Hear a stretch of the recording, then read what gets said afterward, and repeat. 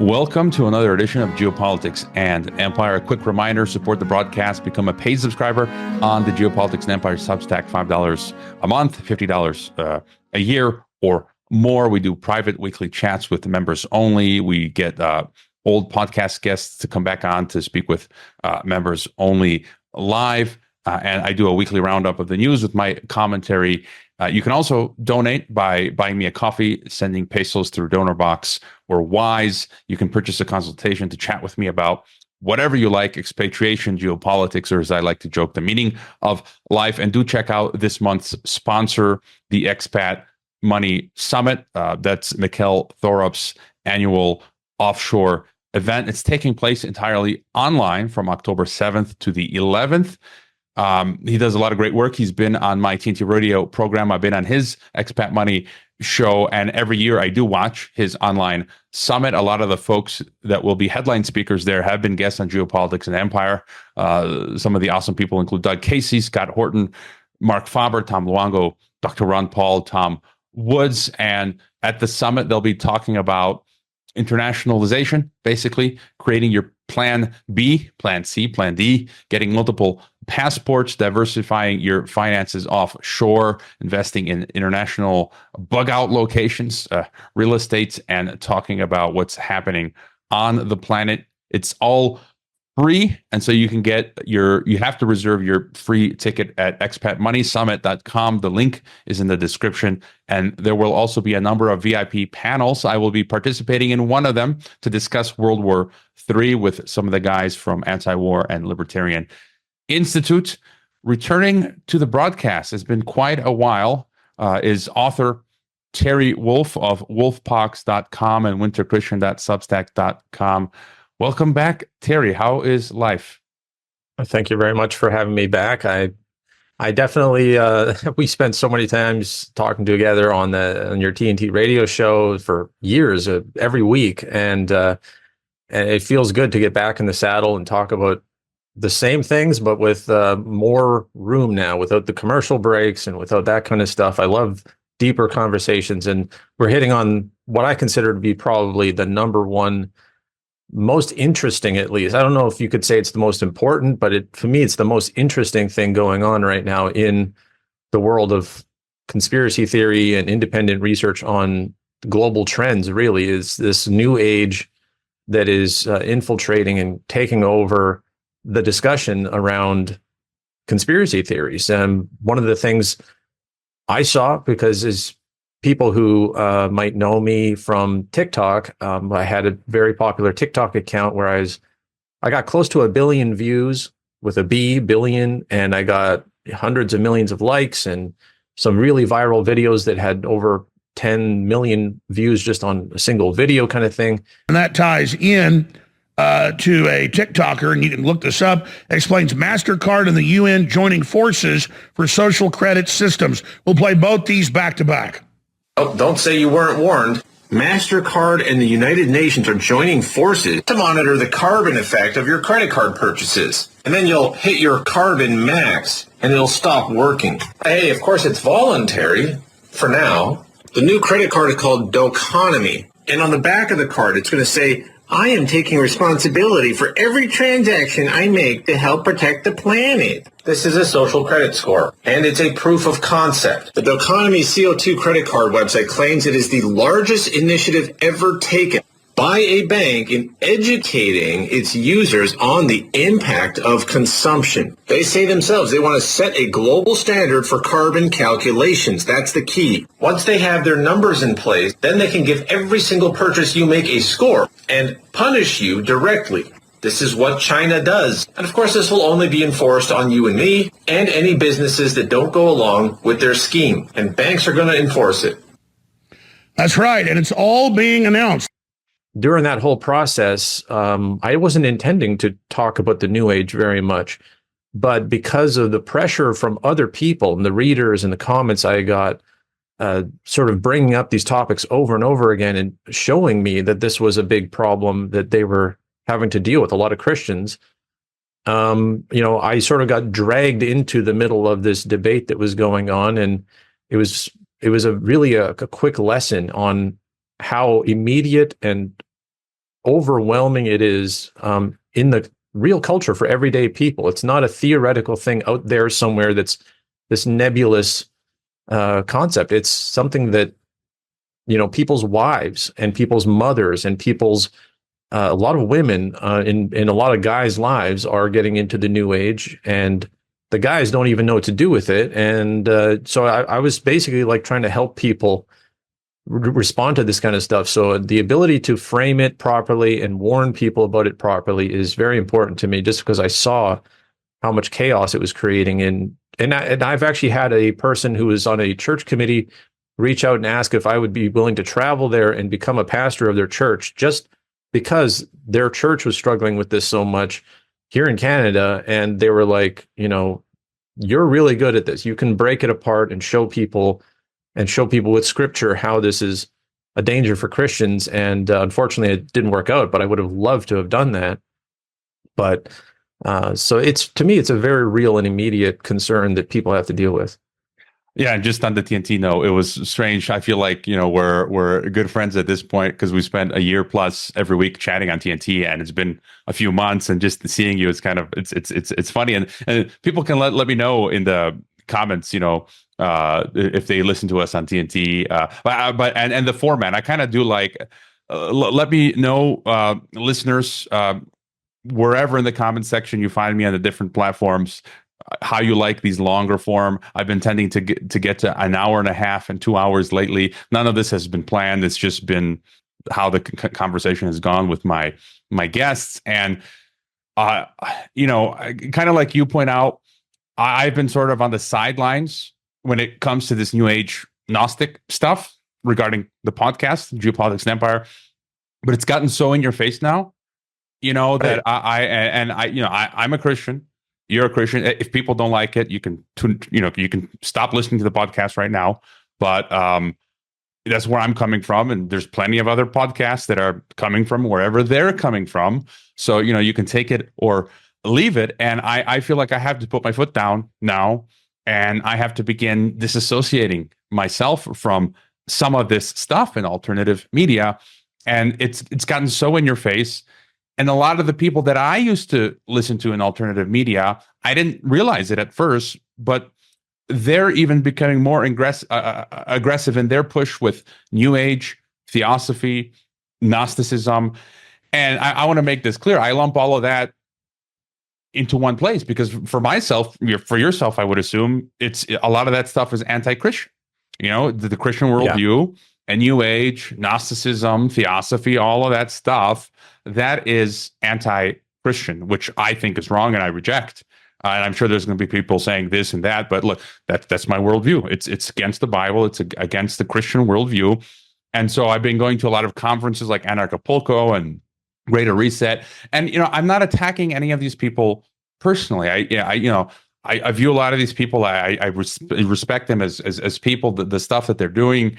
And it's not that, I think some of these people just unwittingly move into this sphere. And I do think there are actors that are wittingly, agents of this stuff. But, many websites now, InfoWars, Alex Jones, David Icke, Mickey Willis.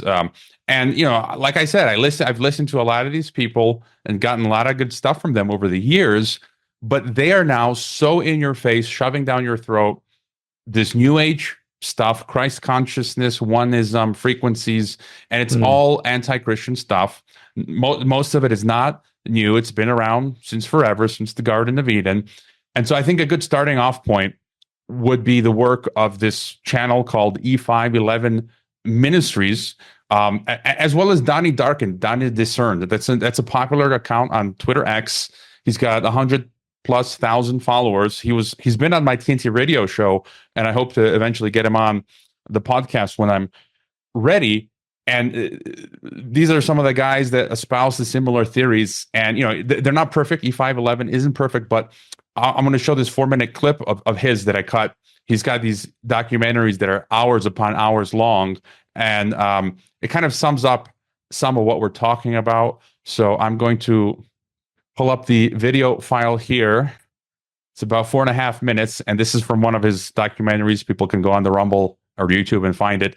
We're going to play this. We left off at the end of part 5 with a hint at Alex Jones's New Age Gnostic beliefs and how he also, along with the other major conspiracy theorists like Jordan Maxwell, David Icke, David Wilcock, and Alan Watt, perpetuate the idea of humanity's enslavement or imprisonment at the hands of dark entities called archons, or some variation thereof, an idea which comes from Gnosticism. And we'll get more into Alex Jones in the next couple parts, but I want to say a few things, some review and some new thoughts, just so we are clear moving forward. And if this is the first video you've watched in this series, please go back and watch parts 1 through 5. Don't begin here. They're numbered for a reason. It won't make sense. So go back and watch from the beginning.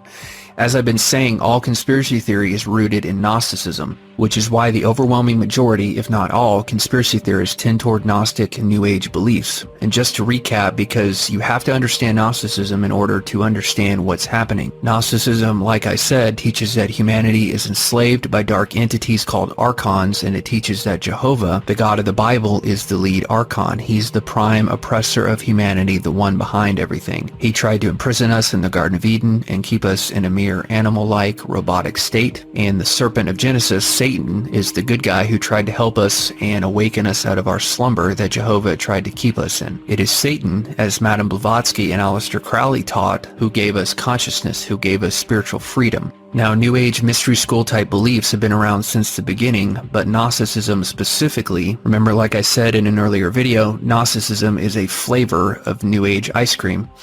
Gnosticism first emerged right after the early Christian church first got going. Now, that should sound a little suspicious to people. A belief system that completely flips the Bible upside down first came onto the scene almost immediately after Jesus came, ascended into heaven, and the New Testament was written. Right after that, a completely inverted version appears. Right after the New Testament was written, the Gnostic Gospels emerged. And in the Gnostic Gospels, it tries to paint Jesus as being some sort of, Buddhist type New Age guru. Okay, this is spiritual warfare. Now, New Agers will claim that the Gnostic Gospels are the true accounts, but of course that's what they'll say. They are committed to their satanic Gnostic worldview, so of course they're going to say that the Gnostic Gospels are the true ones. That shouldn't really be a surprise to anybody. And this evil prison planet is what I term the counterfeit New World Order. Satan throughout history has slowly but surely built up this evil thing that conspiracy theorists call the Matrix, the control grid, the New World Order, which is the counterfeit one.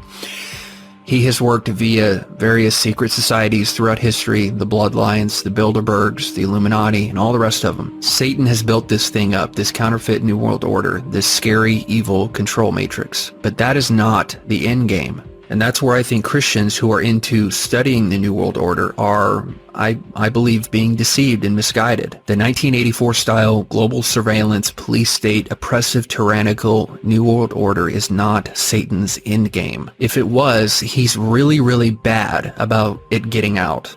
Okay? It's been leaked everywhere. Satan wants to reveal this to the world. He's the one who's working through these New Agers to reveal it to everybody. Through people like David Icke, Jordan Maxwell, David Wilcock, Alex Jones, Clyde Lewis, Russell Brand, all the rest of them. Satan is revealing to the world this evil control matrix. And then he's going to use that as a means of getting everybody to embrace the new age of peace and love. Satan's real endgame is the global initiation of mankind into the new age, and the way he's going to do that, like I've said, is to scare humanity to a point where they finally realize the nature of their enslavement. They become angry at this new world order, they fight back, and I think that's what's going to be the cause of a lot of chaos that will lead up to the tribulation. Then the new world order will be defeated, humanity reclaims its power, feels empowered, everybody feels united with one another because humanity as a whole has risen up against this evil new world order. And now everybody has been initiated into the new age. And that's why I said in an earlier video how in the new age they teach how fear is a catalyst toward transformation. And I'm going to come back to this over and over again. Fear, new world order being revealed to everybody, creates intense fear in mankind, and then they fight back and become transformed and initiated into the new age. They transcend to a God consciousness. Everybody's transformed, metamorphosed into new humans, Neo. Okay, the new human, blossoming butterflies, they become that through fear. All right, so it's a lot like V for Vendetta, right? The Matrix film and that sort of stuff. This is a quick clip I've inserted from E511 where he breaks down V for Vendetta, and it's a scene where he shows Evie with V, and he's basically telling her to escape, that the guard was basically fake, and basically V for Vendetta, he's positing that V is Satan, actually, initiating humanity into the New Age, ushering in the Aquarian New World Order of the Antichrist. And I like his thesis. I'm running with it, and I'm going to show one more 1-minute video as a further example of how, particularly my beef is how, 50% or plus now of independent or alt media is promoting all this New Age theosophy stuff. In my mind, theosophy is Luciferianism, Satanism. Absolutely. Lucis Trust, Alice Bailey Blavatsky had her magazine Lucifer. I've been to a Lucis Trust Lucifer publishing meeting in 2009 in Geneva. I went to one of their meetings. They believe, again, you can get into this later, Lucifer is the Christ. He's the Christ figure, but from the Christian perspective, he's the anti-Christ. And alt media is pushing this stuff. And so here's just a further example. This guy called Israel Anderson just popping up, and it's interesting because I think there's many levels to this deception now. Where I've seen people who, and a lot of these people, like I said, that are in alt media, initially they painted and branded themselves as Christians, and they spoke like Christians, but over time they spoke less and less like Christians and are speaking now like, this new age stuff. And I've seen very slyly some of these alt media personalities occasionally promote people like Israel Anderson now. So it's like they're doing it very slickly. Like every once in a while they'll throw in these people. And so there's some people who are doing it full on very obviously, and others that are just sort of seeding it out there so as to not be so obvious. And I'll pull up this 1-minute clip. Here it goes. So basically this is that Gnostic thing. And this guy says he's not Gnostic, but literally what he's saying is Gnostic. And, Yeah. and that's the other thing that gets me. It's like, say who you are and what you believe. Don't do this pretend game. And this gets into later, I think, some of the future deceptions where, he basically says Jesus was an alien. He came down on a UFO, and the God of the Old Testament is Satan. God is Satan, basically. And so it's just 1-minute clip where he basically summarizes it himself. A murderer from the beginning. Right? So the Jews are following Yahweh, and Jesus says that Yahweh is a liar from the beginning, a murderer from the beginning, the father of all lies. He says that when he lies, he speaks his natural language.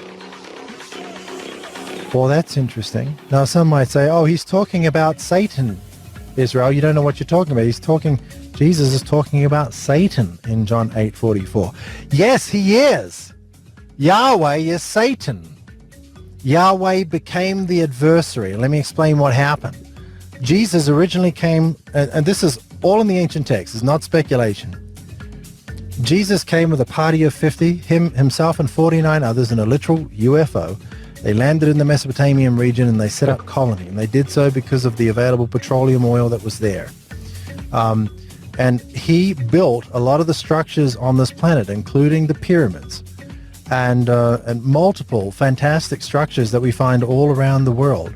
And then many others came. And the main reason they came was to start mining this earth for minerals, particularly gold and other minerals, silver, platinum and things. And then when more and more of them came, another one of these gods took over ownership of the earth because he was entitled to it. He outranked Jesus. We're the superior gods. Who, Satan? Yahweh is a fucking demon, right? Did you know that? Look into the Old Testament. I was just watching a video the other day. The Old Testament God is not the same as the other Testament God. It's not even close.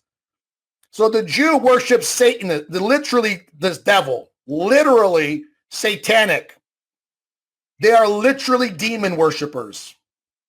Go look into the history of Yahweh, this volcano being who's jealous, who murders people. That's not the Almighty God. That's a fucking demon. All right. So there's that. Take us away, Terry. Your thoughts.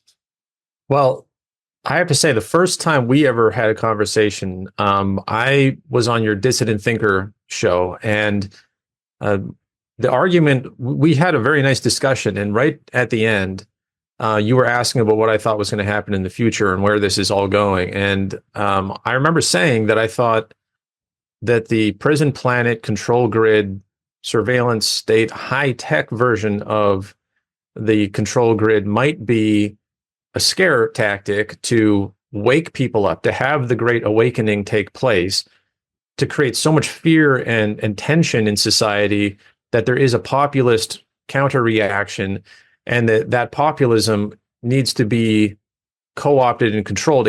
Christians cannot be allowed to guide it into sort of a Christian revival movement, which is sort of the natural thing you would expect in our society, because we have this Christian background. Whenever things get really dark, the Christians sort of kind of create this revivalism. And instead, they want the New Age Aquarian conspiracy type people to take it over, and then that they can, whether it's a full collapse of that, our critical infrastructure or not, there'll be wars and collapses and a destruction of the power, leading to what they call the New Age. I mean, the New Age is just going to be a time when all of the normal structures and traditions we have now are sacrificed in order to bring about this idea, this sense in society culturally that we have shed the baggage of the past and we are now free to remake society in a new age, a new total different paradigm where we're not burdened by Christian morality and we're not burdened by nationalism and human rights and all these types of things. So that was the first conversation me and you ever had, and I still believe that. I'm glad to see that E511 Ministries is touching on that and is sort of getting at the same thing. I hope more and more people are going to start seeing. And there's obviously, we don't know how it's actually going to play out, but he's also correct that, and you're correct that this is Luciferianism. That the Bible has warnings about how the devil will present himself as an angel of light. It has verses about how when Jesus is giving the messages to the 7 churches in Revelation, one of them, he talks about how they are following a certain doctrine, and he says that they are called the deep things of Satan, or the deep secrets of Satan, and that he's commending them for rejecting it. But there's some people who hold to these deep secrets of Satan, and I believe that's a reference already then to the Gnostics who were appearing. The Gnostics really combined Neoplatonism, the teachings of Plato that kind of became mystified, with Jewish beliefs and with the Bible. So it's sort of a merging of Greek and Jewish teachings, and that it all leads to this concept of the demiurge, which E511 Ministries video talks about a lot, is this idea of the God of the Old Testament being the demiurge, this false God who thinks he's in charge of everything, but he's actually just evil. And it's this really inverted satanic view of the Bible. And I just want to add in there. Yeah, it's basically an inversion of the Bible where it says, like, Lucis Trust believes that Lucifer is the Christ and the good guy, and then the good guy, Jesus, is the bad guy, and the God of the Bible, Jesus's father, is the bad guy. It's a complete inversion. And again, today in the conspiracy world, I've been to a lot of these conferences, and David Avocado Wolfe, all these people talking about the archons. That's that Gnostic demiurge lingo. There's a book I suggest. I mean, it's written from the wrong point of view, but it's called The Morning of the Magicians by Louis Powles and Jacques Bergier, Secret Societies, Conspiracies, and Vanished Civilizations. This is basically a textbook for people who believe these kinds of things and how it ties into the conspiracy theory oriented view of this, where it's like they want to control the discussion around what the conspiracy is. The real conspiracy, they'll say, is the church. The real conspiracy is Christians trying to control everyone and bind them into this hypocritical morality where, of course, they all teach and accept that the Catholic Church is the true representative of the church. And so it's a very easy target for them to hit over and over and over and expose that Christians are evil, because all they have to do is look at the history of the Catholic Church and they can attack Christians everywhere under this label of being hypocrites and not really following the true teachings of Jesus. And it's a very popular book. I think it was written in the 60s. It really created this revolution, and Helena Blavatsky's right on the cover. Aleister Crowley's right on the cover. This is about trying to converge all of these mystical, theosophical teachings into a conspiracy theory where they're the good guys and Christians are the bad guys. So it is very anti-Christian. And I just want to add as well, another thing that in the past few years, again, I could see this pattern forming, the whole QAnon stuff, which I never believed in. And, it took me a while to react because you never know what's going on. But early on, you just saw QAnon was nonsense rubbish, but it had an occult, Gnostic, New Age that was part of it. And then the earth is flat stuff, very much as well. A lot of these conferences and in this conspiracy rhetoric, you can see a pattern forming. QAnon with New Age vibes, flat earthers, and then no virus people. Again, now I'm not saying every single, there are maybe Christian people who don't believe in infectious disease or no viruses, but I've seen by and large most of the people who espouse the belief that there's no infectious disease or contagion, by and large, are New Age type. Yeah. And being at some of these conferences, I've seen them speaking against Christians and Christianity. So I've heard it with my own eyes. And then even, just as an example, one of the prominent no virus people, Tom Cowan, one day I said, okay, I'm going to see what's his latest video. And I look at the comments and you just see, I took a screenshot of one of them where it showed that they're vehemently anti the God of the Bible, anti-God, calling God a virus. And so just one random day where I said, let me see what the no viruses are up to. And they're just hating on Bible and Christ and God. So again, there's this pattern there. And also what you mentioned, E511 and Donnie Darkin discuss how this plays a lot into the conspiracy world today about this obsession with the Jews. Because if it's inverted, then, if the demiurge is the bad, if the God of the Bible is the bad guy, if the God of the Old Testament, the Jews are the chosen people, so the Jews are running everything. So I think that also explains this obsession in the conspiracy world, particularly with the Jews as well. And I prefer to view this as Mark Passio calls it, the occultocracy, that we're run precisely by Satan, and this theosophic New Age type thing is what's really running the show. It's not that. But anyways, continue. Yeah. There's so much to get into when it comes to the theosophical angle of it, and because these people don't advertise themselves as such. I mean, that's the whole point, is they get into all these different movements. I saw the same thing with the flat earth that you were talking about with the no germ theory. So on TikTok, I was trying to talk about all these things and prophecy and how the history of how we got to all this infiltration of the New Age stuff. And people would always be trying to expose me as being a round earther who believes everything NASA says. And then it's the same thing with flat earth as it was with the germ theory, where there's an official narrative. And of course, there's lies and deceptions in the WHO and, the NIH and these different controlled interest groups and stuff that, they lie about stuff. And so then it's open season to just rewrite the entire history of virology and diseases and germs, and everything is completely backwards, and you're not supposed to trust anything that comes out of any official source. And then there's the same thing with NASA, where it's like, if you don't believe the earth is flat, then you must believe in evolution, and you must believe in the Big Bang Theory and, every single thing that NASA has ever said, the moon landings and all these things. It's like, well, you can be skeptical of all those things. This is really what my book, Fire in the Rabbit Hole, is completely written about, is this false dichotomy where you have to choose between these radical, fringe, extreme,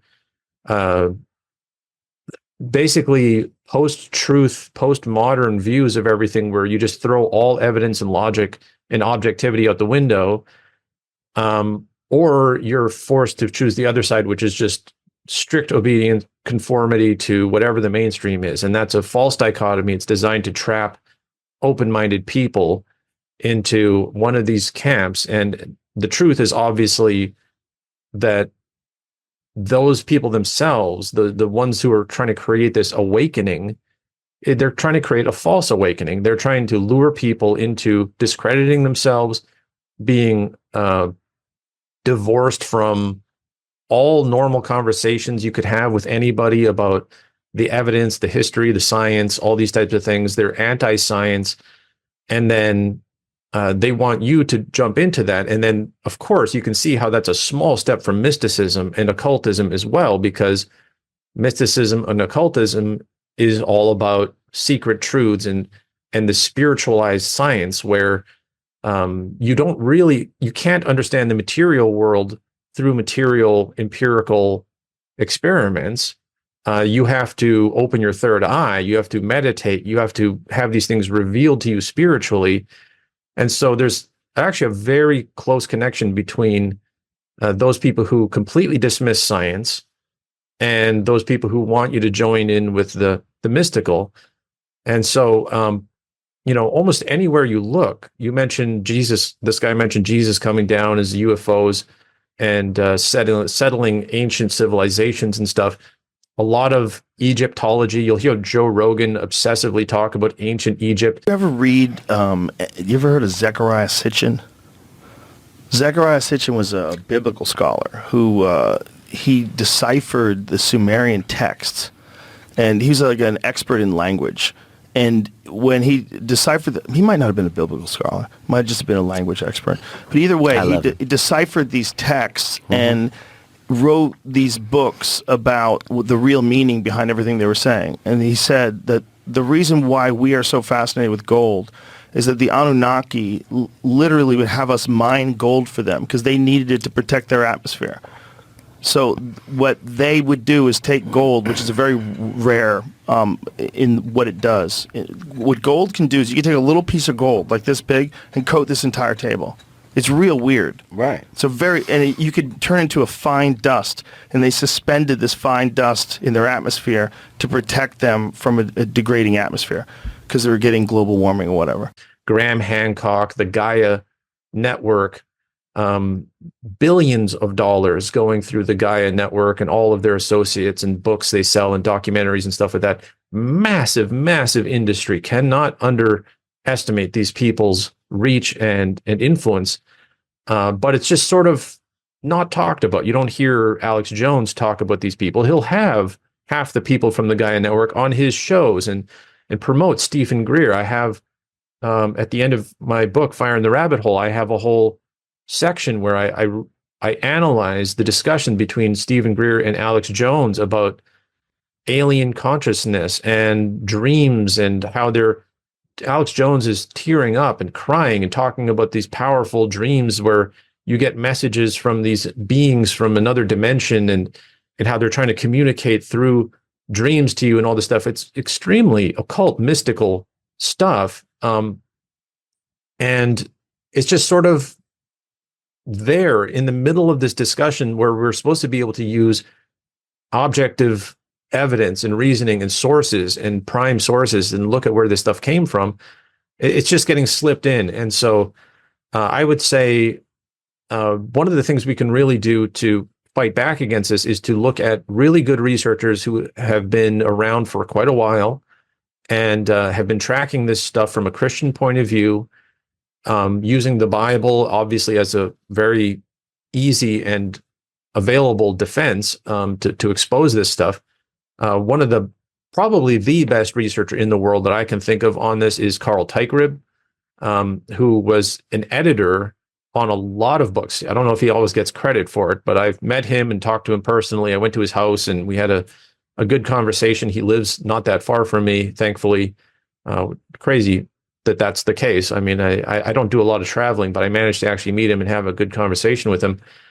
And he definitely is a career editor that helps people with this kind of stuff. And one of the best books he ever helped edit was The New World Religion by Gary Kaw. And this is, if I was going to recommend one book to try to debunk New Ageism and show how it ties into the United Nations, the communist, basically post-Soviet communist plans, Marxist, all of the effort, this globalist effort to try to rein people into a new world that has this new world religion. That's why it's called that. I would recommend The New World Religion by Gary Kaw. And in there, he goes over Blavatsky, Alice Bailey, Marilyn Ferguson, these important historical figures. And when I was, I don't know how old I was, but it was about 15 years ago or so, there were prophecy conferences where I lived. And back then, everyone was talking about the war in Iraq, the Patriot Act. A prophecy conference, for those who don't know, is not about people coming and pretending to be prophets and giving prophecies.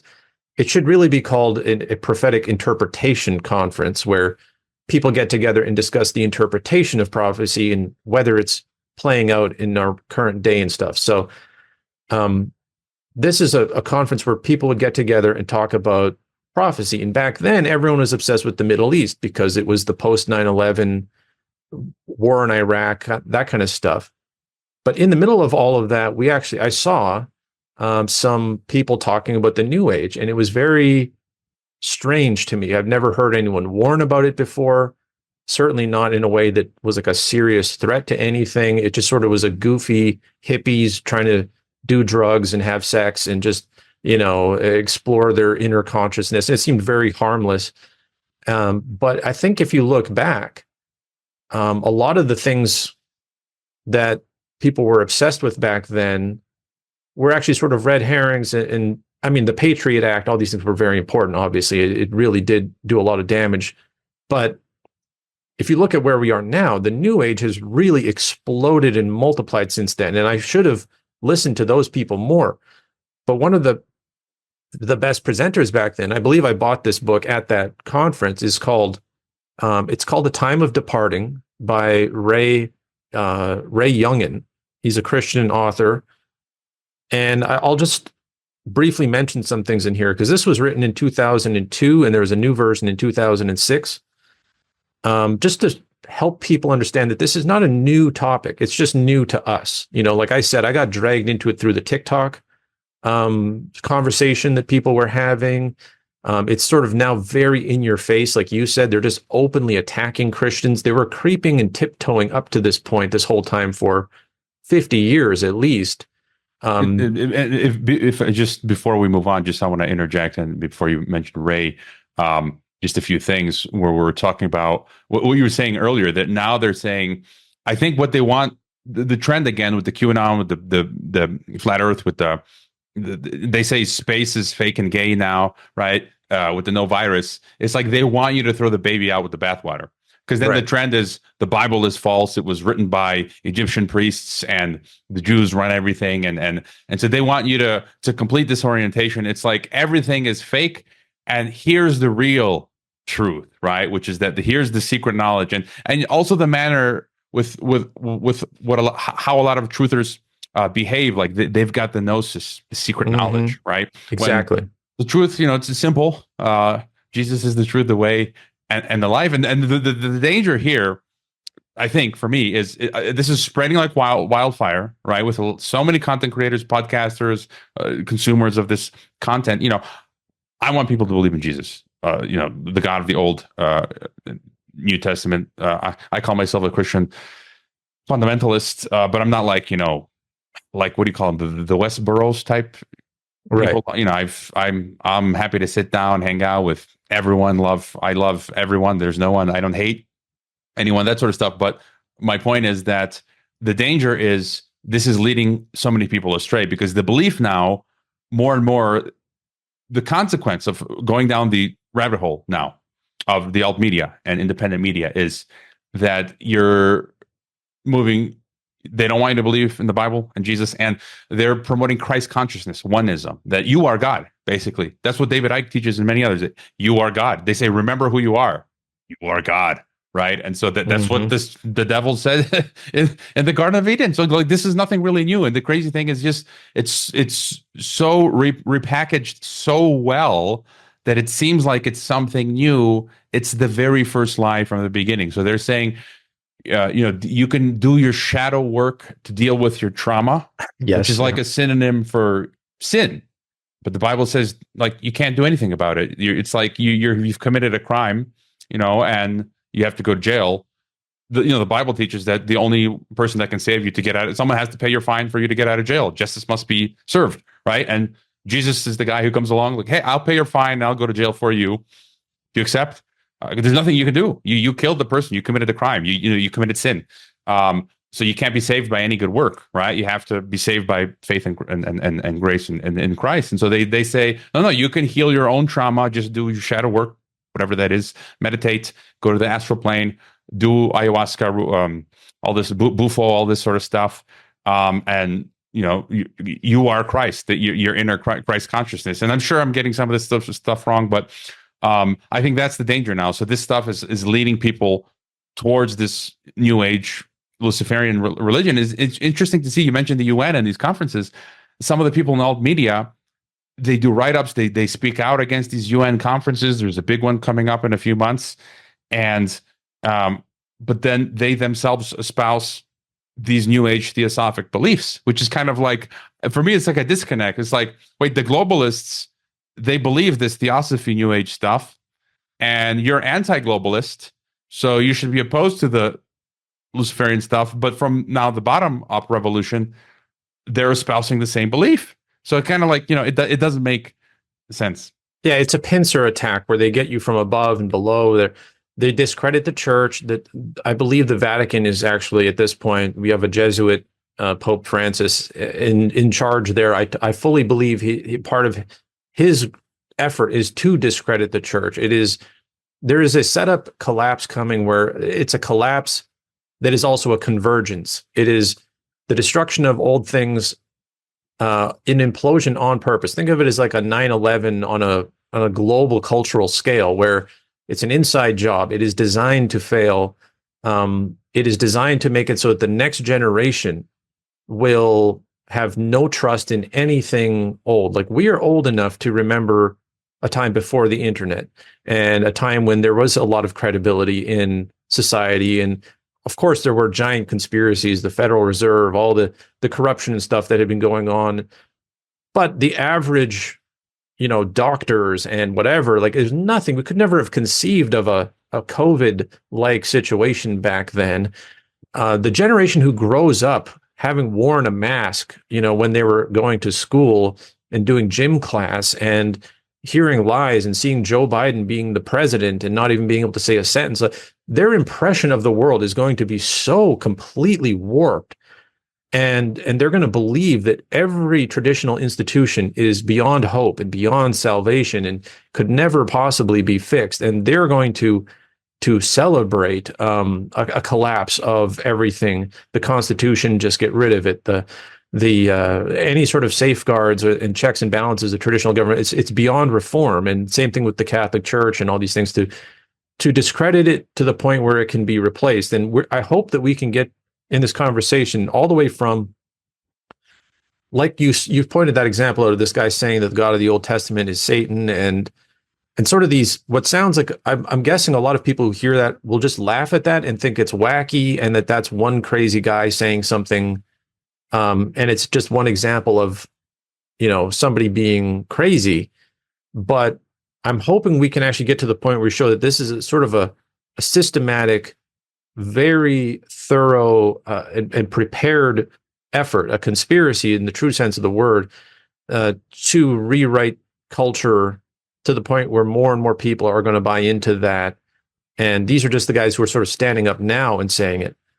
But what you were talking about, the Christ consciousness and a lot of these New Age beliefs, that's perfect, because I was just about to read from Ray Young's book here, just a couple of small quotes, not much, but what I want to do here is show that this book was written in like 2002, and there's a second edition in 2006.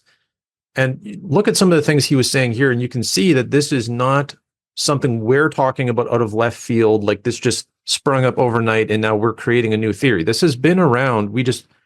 Most people were not aware of it. So right in the introduction, he talks about the scope of the New Age. He says, in the decade of the 1980s, the term New Age movement inspired a sense of dread in many conservative Christians. This fear stemmed from the conviction that something evil and sinister surrounded this movement and that ominous clouds were looming on the spiritual horizon. In the 1990s, this backlash largely subsided. The most Christians forgot about what had seemed so threatening a few years earlier. Why would the 1980s be this time when there was a fear around the New Age? Well, that is basically in the year 1980 is when Marilyn Ferguson published her book, The Aquarian Conspiracy. It was written and published in 1980. It is entirely about the New Age taking over society through secret means. The Aquarian Conspiracy, that is a network of people who will work behind the scenes to take over. And that was written in 1980. And actually, I think the subtitle of the book, let me just quickly check. It is called Personal and Social Transformation in the 1980s. So it is specifically about the 1980s being this opportunity to take over society with the New Age. And like he said, it sort of died down in the 90s and became more subtle, I guess. I just want to add right there, we've had some of the folks like David Gosselin and others on the podcast, and some of the stuff I'm reading in, you see in the 60s and the 70s. I think all of this is linked. I'm reading Laurel Canyon, the book Dave McGowan wrote, on how basically the rock popular music movement was created by this military intelligence Scientology occult system. Matthew Crawford, who's been on, he's talked about that, and it's all linked to Theosophy and the new age stuff, intelligence agencies, military, and then the international organizations.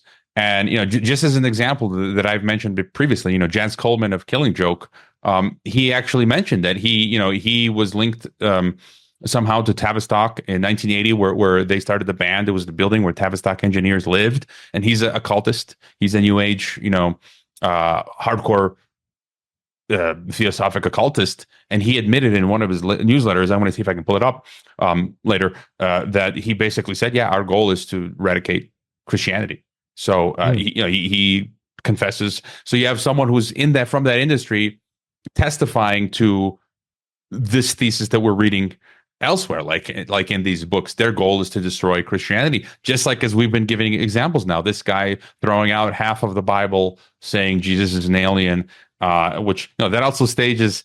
We talk about that later. The staged alien invasion, right? Where I think they're going to say, here come these extraterrestrials, but they're actually, fallen angels or demons or some sort of staged. Anyways, I'm getting off track, but continue.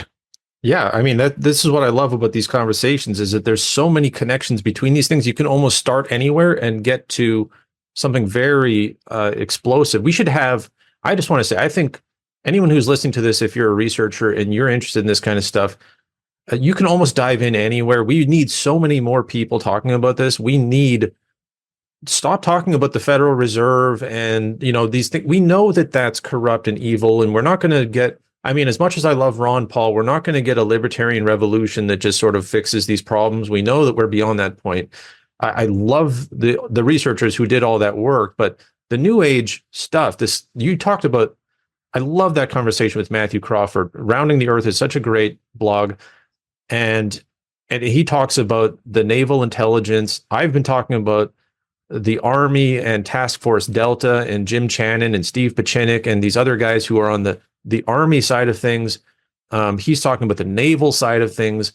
the psyops and the what I call the Pentagon collapse group that is working behind the scenes to create the New Age by sabotaging critical infrastructure and setting up people like Alex Jones. Steve Pachinik worked in the Pentagon as a high-level official, and he was in charge of psychological operations, and he basically created Alex Jones. I mean, you can see clips of him berating Alex Jones on his own show and saying, "We used you as a mouthpiece for our operations. You were a project of ours." And Alex Jones just sits there and takes it. He doesn't even argue in response. He's just admitting that he's a mouthpiece for this special interest Task Force Delta group that wanted to disseminate certain things to expose the Bushes, expose 9/11, expose this mass awareness of a conspiracy, like that E511 video was saying, and like I say in my books,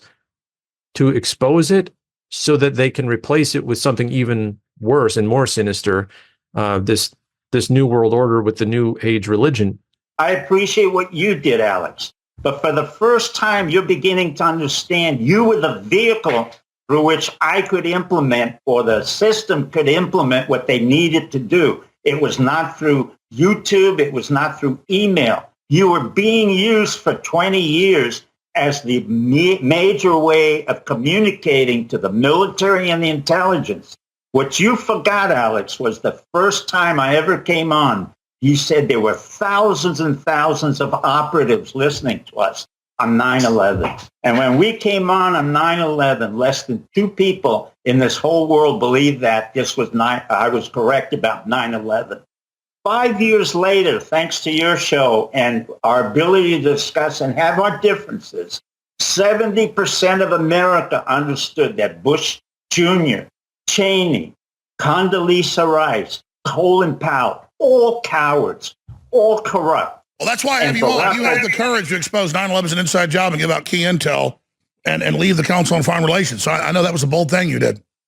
Yeah, but that's not about me. I'm talking about you, Alex. You were the vehicle that was initially anointed, say, by me, all right? But you were anointed because I took that risk to say this is going to be the major vehicle for where we're going to go in the next 20 or 30 years. So here is just another quote. This is why it's good to go back and look at old research on this, because they had a better insight into how we got to where we are. He says in 2002, which is basically when this book was written, 20% of Americans, over 40 million people, embraced the New Age movement. 20%. You've never heard anyone say that. That's an astounding number. But back in 2002 already, that was a normal statistic, is that 20% of Americans were New Age. He says, just on the next page here, the Aquarian Age, or New Age, is supposed to signify that the human race is now entering a golden age. Many occultists have long heralded that the Aquarian Age is a time of that will be unparalleled throughout the course of human history. The Age of Aquarius is when we are all supposed to realize that man is God, or in the words of one adherent, a major theme of Aquarius is that God is within. The goal of the Age of Aquarius is to bring this idea into meaningful reality. So this is exactly what you were talking about, the Christ consciousness, the divinization of man. I have a book back here. I don't know if you can see it, but Carl Teichrieb released a book not long ago called Game of Gods, The Temple of Man in the Age of Reenchantment. It's this huge, comprehensive look at exactly this topic. So you have, let me just skip to one more quote here.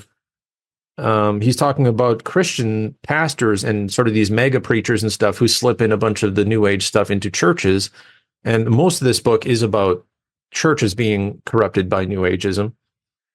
He says, but this author, throughout the book, Sweet, which is the name of this author, what is his full name? Leonard Sweet.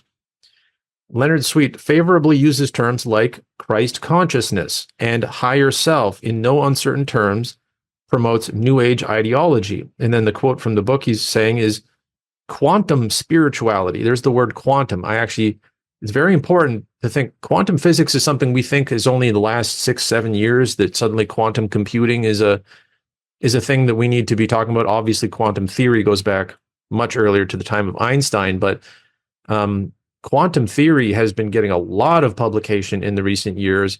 But here he's talking about quantum spirituality. He's exposing it. Quantum spirituality is a structure of human becoming, a channeling of Christ energies through mind-body experience. Basically, you meditate, you open yourself up, the quantum Christ energies enter your body, you get transformed, you start to have prophetic realizations and see more and more transformation in your personal life. So, that's just a small taste, but this book back in early 2000s was already talking about all the things we're talking about now.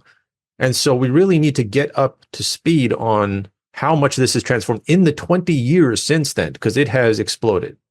Yeah, and as you said, we need more people on this. A lot of the greats on this topic have passed away, and so we need fresh blood. And I've got Game of God's book. I haven't even read it. It's somewhere in the stack behind me, and I bought the Gary Gobb book because you suggested it as well. And again, the term Christ consciousness, a lot of the alt media now, because I think the deception, it's from here on out, it's just going to get so much more sophisticated and more difficult to detect these deceptions. And you see people like Candace Owens using the term Christ consciousness, and as soon as she did that, I'm like, whoa, red flag. And then they're flirting with Nazism and Hitlerism, and so whatever. Again, they're trying to get us to go from one extreme to the other, like the grass is greener on the other side. No, like if they believe that the Jews are bad, and then they're basically telling you Hitler is good. And you're seeing in alt media this. I'm like, no, there's no, whatever one wants to think of Israel or the Jews, like there's no way Hitler or Nazism is in any way good. Again, listen to Mark Postio's 8-hour talk on it. He was a former Satanist. My grandfather was a prisoner of the Nazis. They're not good. And then I've read some of Hitler's own stuff where he's talking about purity. I mean, I've got an Annen pass right behind me. They had the Nazi health passes, right? Like I bought that. That's from 1938. I bought it during COVID. No, it's not good stuff. And so you're seeing this now, this alt media that initially started out well, and they've gone full off the reservation, talking about Christ consciousness. They're talking about Christian nationalism. I'm opposed to that. I don't think the mission is political. Right. So I think that plays into this as well. Christian nationalism, which is kind of like theocracy, dominionism. I'm like, that's not, I always say, Pontius Pilate discussion with Christ. Christ is like, I could snap my fingers. We can overthrow the Roman Empire and install right now a political earthly kingdom. And like, no, that's not what we're supposed to be doing. It's a social thing. Preach the gospel. That's it. People can accept it or they can reject it, but we're not here to take the kingdom by force right now. So there's that, and then the alt-right media now, which again they seem to be conservative, like normal type conservative, and now they're talking about fascism, violence, and it's just like, no, this is part of that deception, and they need to bring in sort of this antichrist system or whatever they're going to bring in.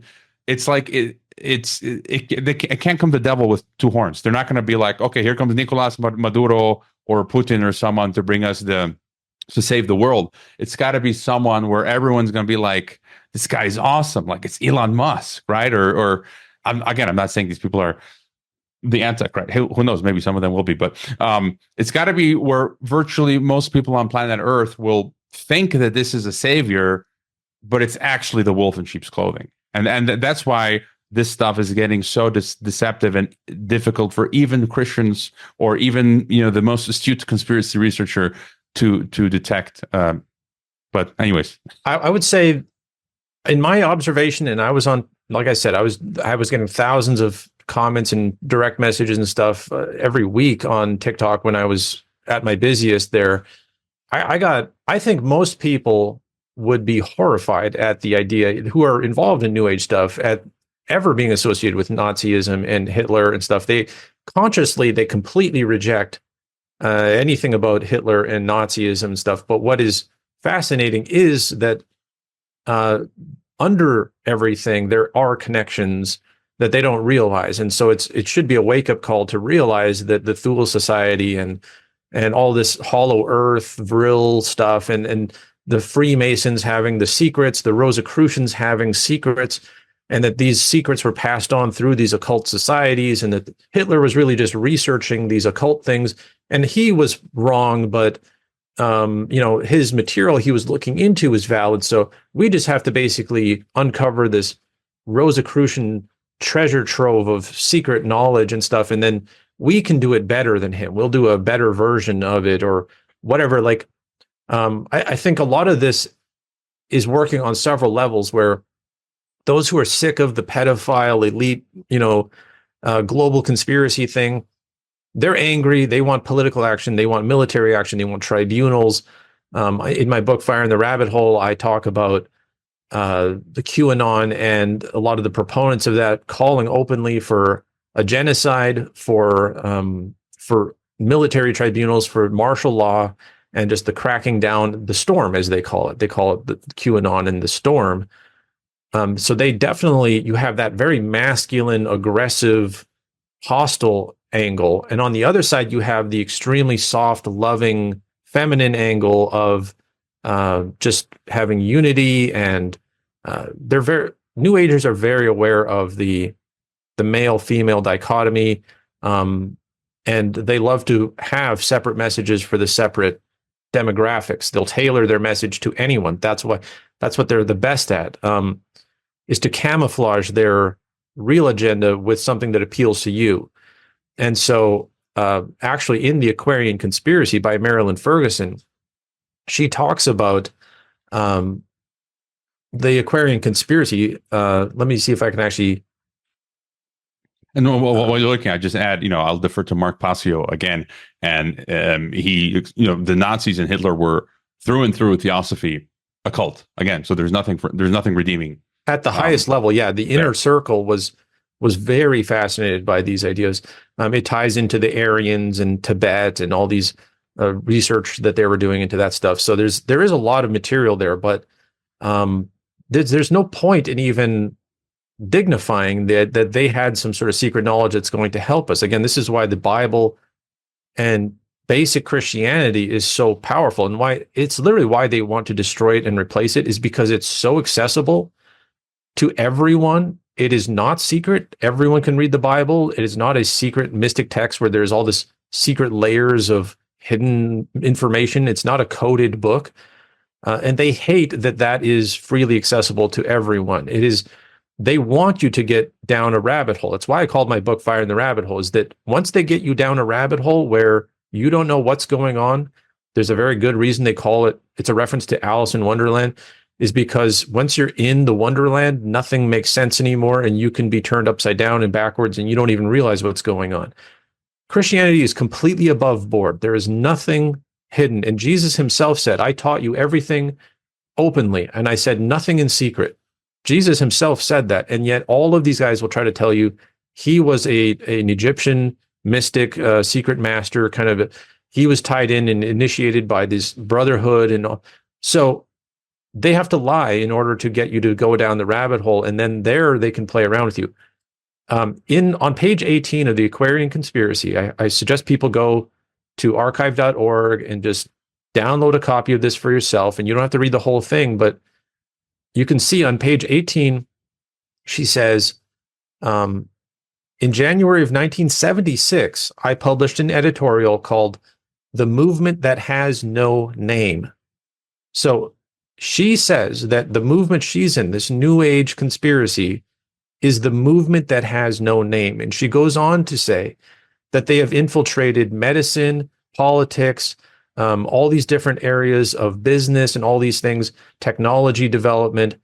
Think of the internet, think of, you and Matthew Crawford were talking about Bitcoin and how that could be a DARPA technology that is designed to bring about, control systems and all these things. It's called the movement that has no name because we call it the New Age. They often deny that they're part of any sort of movement, the Theosophist. Alex Jones denies that he's a New Ager. He denies that he's, has any theosophical views. And Joe Rogan just is a truth seeker. He's just a guy who wants to explore possibilities and stuff. So that's right, and it's beyond the mind. It is really that's what happens when we remember our body kind of entrains and intunes to a frequency that we know is co-creative with life. And when we feel this dissonance, like you said, not only just negative lyrical content, discordance, but the dissonance of music that has us literally disconnect from the planet's vibrating frequency. And when we're just because that's how do the ancients, I guess they saw it in their third eye. They just knew these symbols, and you're right, it's all about the earth and the sun and the moon. That's right. If we're not connected to the natural elements of life. And that's really what this war is. And remember what they said in Australia and New Zealand, don't look at the sun, don't talk to your neighbors, don't watch the sunset. Yeah. Because that would reboot you. That's right. It would. That's why there's so many people that don't understand even the power of sun gazing, right? And the power of the sun. And folks, it's not occultic at all. The ancients all did it. You don't look at the sun when it's high in the sky, but right when it's setting, it cuts out any of the bad stuff. But you're designed, you go to sleep with it, you wake up with it. It literally, I can be down, exhausted, and before I ever read about sun gazing, and that's why you watch a sunset with your family, you feel so empowered, because it's a ritual God gave us. It's not occultic. The enemy's stolen it and hidden it. This entire war that we are facing right now is a war against our nature. This is one of the things people have to realize is that it is a covert conspiracy.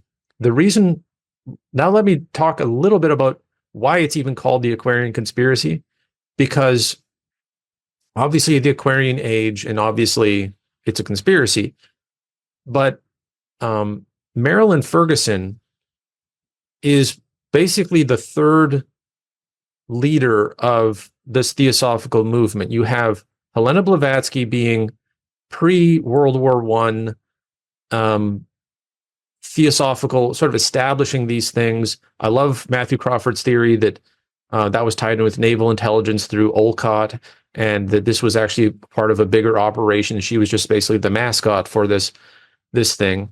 That's pre-World War I. Then you have Alice Bailey is between World War I and II, setting up this expectation that after the next World War, there will be this consciousness revolution in the world, and people will forever discard traditional religions, and we can have this.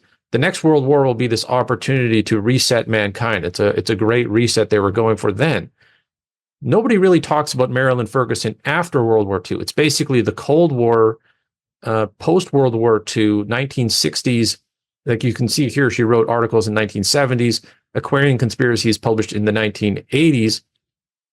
And what she does throughout this is very fascinating work on how they're going to survive in an increasingly televised and literate and conscientious society where the old ideas don't really work anymore of just having a little secret cult and smoke and mirrors back rooms and theosophical traditional sort of secret society.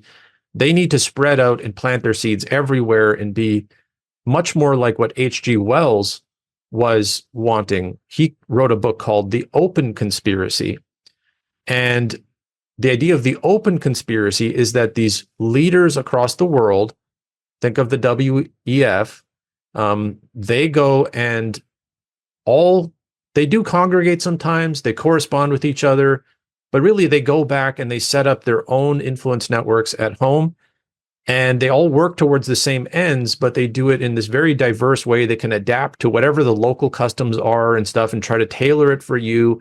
It doesn't need to be this lockstep, monolithic, oppressive society. It has to happen in stages, one step at a time, and to gaslight one generation into forgetting about the past and change the education system so that people don't realize how we got to where we are and what we used to have.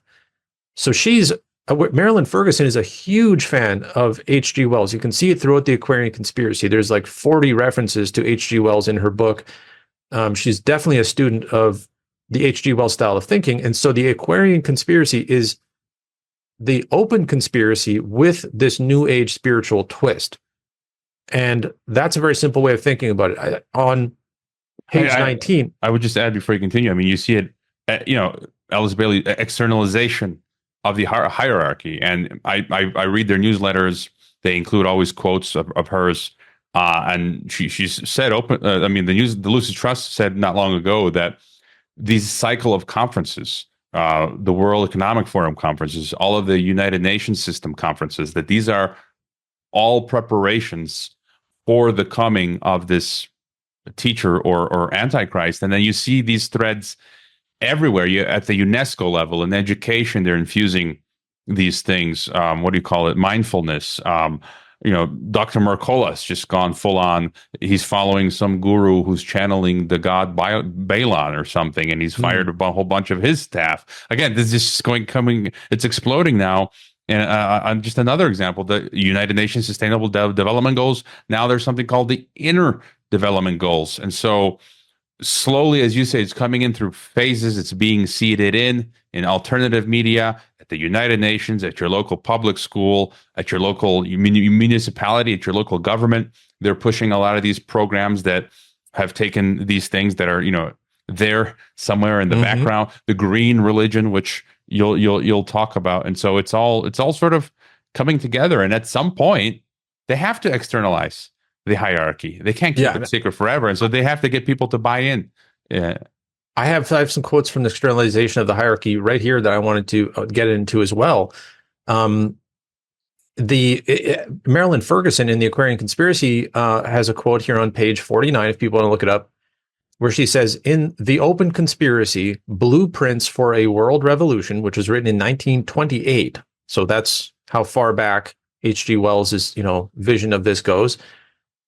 Novelist historian H.G. Wells proposed that the time was nearly ripe for a coalescence of small groups into a flexible network that could spawn global change. All the world is heavy with the promise of greater things, Wells once said, and a day will come, one day in an unending succession of days, when beings who are now latent in our loins shall stand upon this earth as one stands upon the footstool and shall touch the stars. She goes on to talk about Carl Jung immediately afterwards. So she is definitely a proponent of this open conspiracy, which is, I really wish more people would understand the difference between the hardcore Illuminati, a lot of people, like you said, the Jewish conspiracy idea that there's just some circle of rabbis or whatever they want, whatever Napoleon was setting up, I forget what it was called, the Sanhedrin, this group of the secret Jews ruling the world, or whatever it is that people imagine. It's much more of an open discourse than that. H.G. Wells is really the leader, I believe, of the current model, and he proposed this model of all these like-minded people across the world getting together and conspiring to enact change over generations, and she runs with that idea. One of the very important figures in this thing that I never hear anyone mention is a Jesuit priest named Pierre Teilhard de Chardin. He's a French Jesuit priest.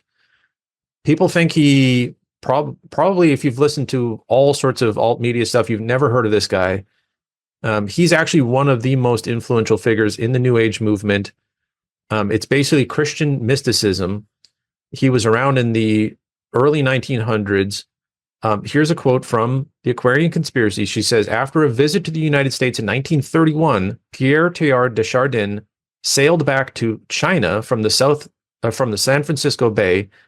En route, the Jesuit paleontologist framed an essay, The Spirit of the Earth, inspired by his growing conviction that a conspiracy of individuals from every layer of American society was engaged in an effort to raise to a new stage the edifice of life.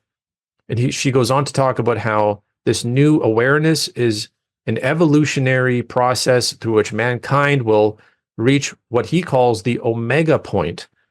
Carl Teichert does an excellent job in The New World Religion by Gary Kaw talking about this, the omega point. This is the idea. Jesus said he is the Alpha and the Omega. And so the mystical, satanic, Luciferian interpretation of that is that Jesus came and started as one guy, with his disciples preaching this message, but eventually all of civilization will converge at the same point that Christ was at. We will become Christ. We will reach the omega point. He's the alpha and the omega. We converge with Christ and become Christs ourselves. And so she says certain individuals attracted to a transcendent vision of the future and to each other seem to be forming a spearhead in the family task of bringing humanity into this larger awareness. The only way forward is in the direction of common passion, a conspiracy. So in their own words, this is a conspiracy. It is built on networks, and the method, if I can just get to that, there's on page 217, there's a beautiful term we can start using for this if you want to talk to people about this, called spins, S-P-I-N. It's an abbreviation. So she talks about spins and says it is a segmented, polycentric, integrated network. She says each segment of a spin is self-sufficient. You can't destroy the network by destroying a single leader or some vital organ. The center, the heart of the network, is everywhere.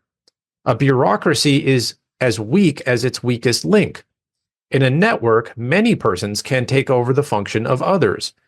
This characteristic is also like the brain's plasticity, with an overlap of functions so that new regions can take over for damaged cells. So this is how advanced they're talking about this conspiracy in the 1980s, talking about decentralizing, getting so that there's no particular one leader, it is spread out.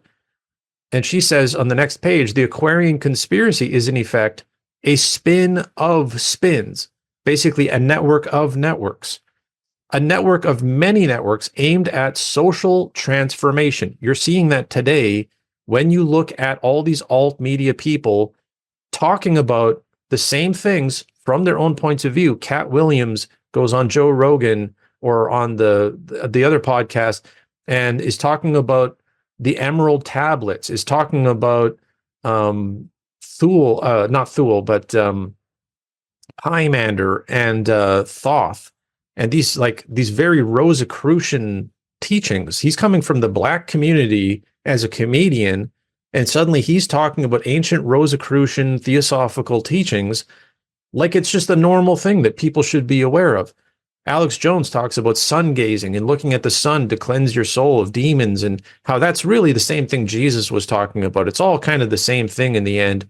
And Mickey Willis talking about spiritual alchemy and how we need to transform ourselves spiritually. And alchemy was really good. The Rosicrucians were teaching about alchemy, but it wasn't about transforming metal. It was about transforming your consciousness and your soul. And just last week, I saw Jimmy Dore on the Joe Rogan podcast. Jimmy Dore, I love. I listen to his stuff. I don't agree with everything he says, but he's very articulate and makes a lot of good points.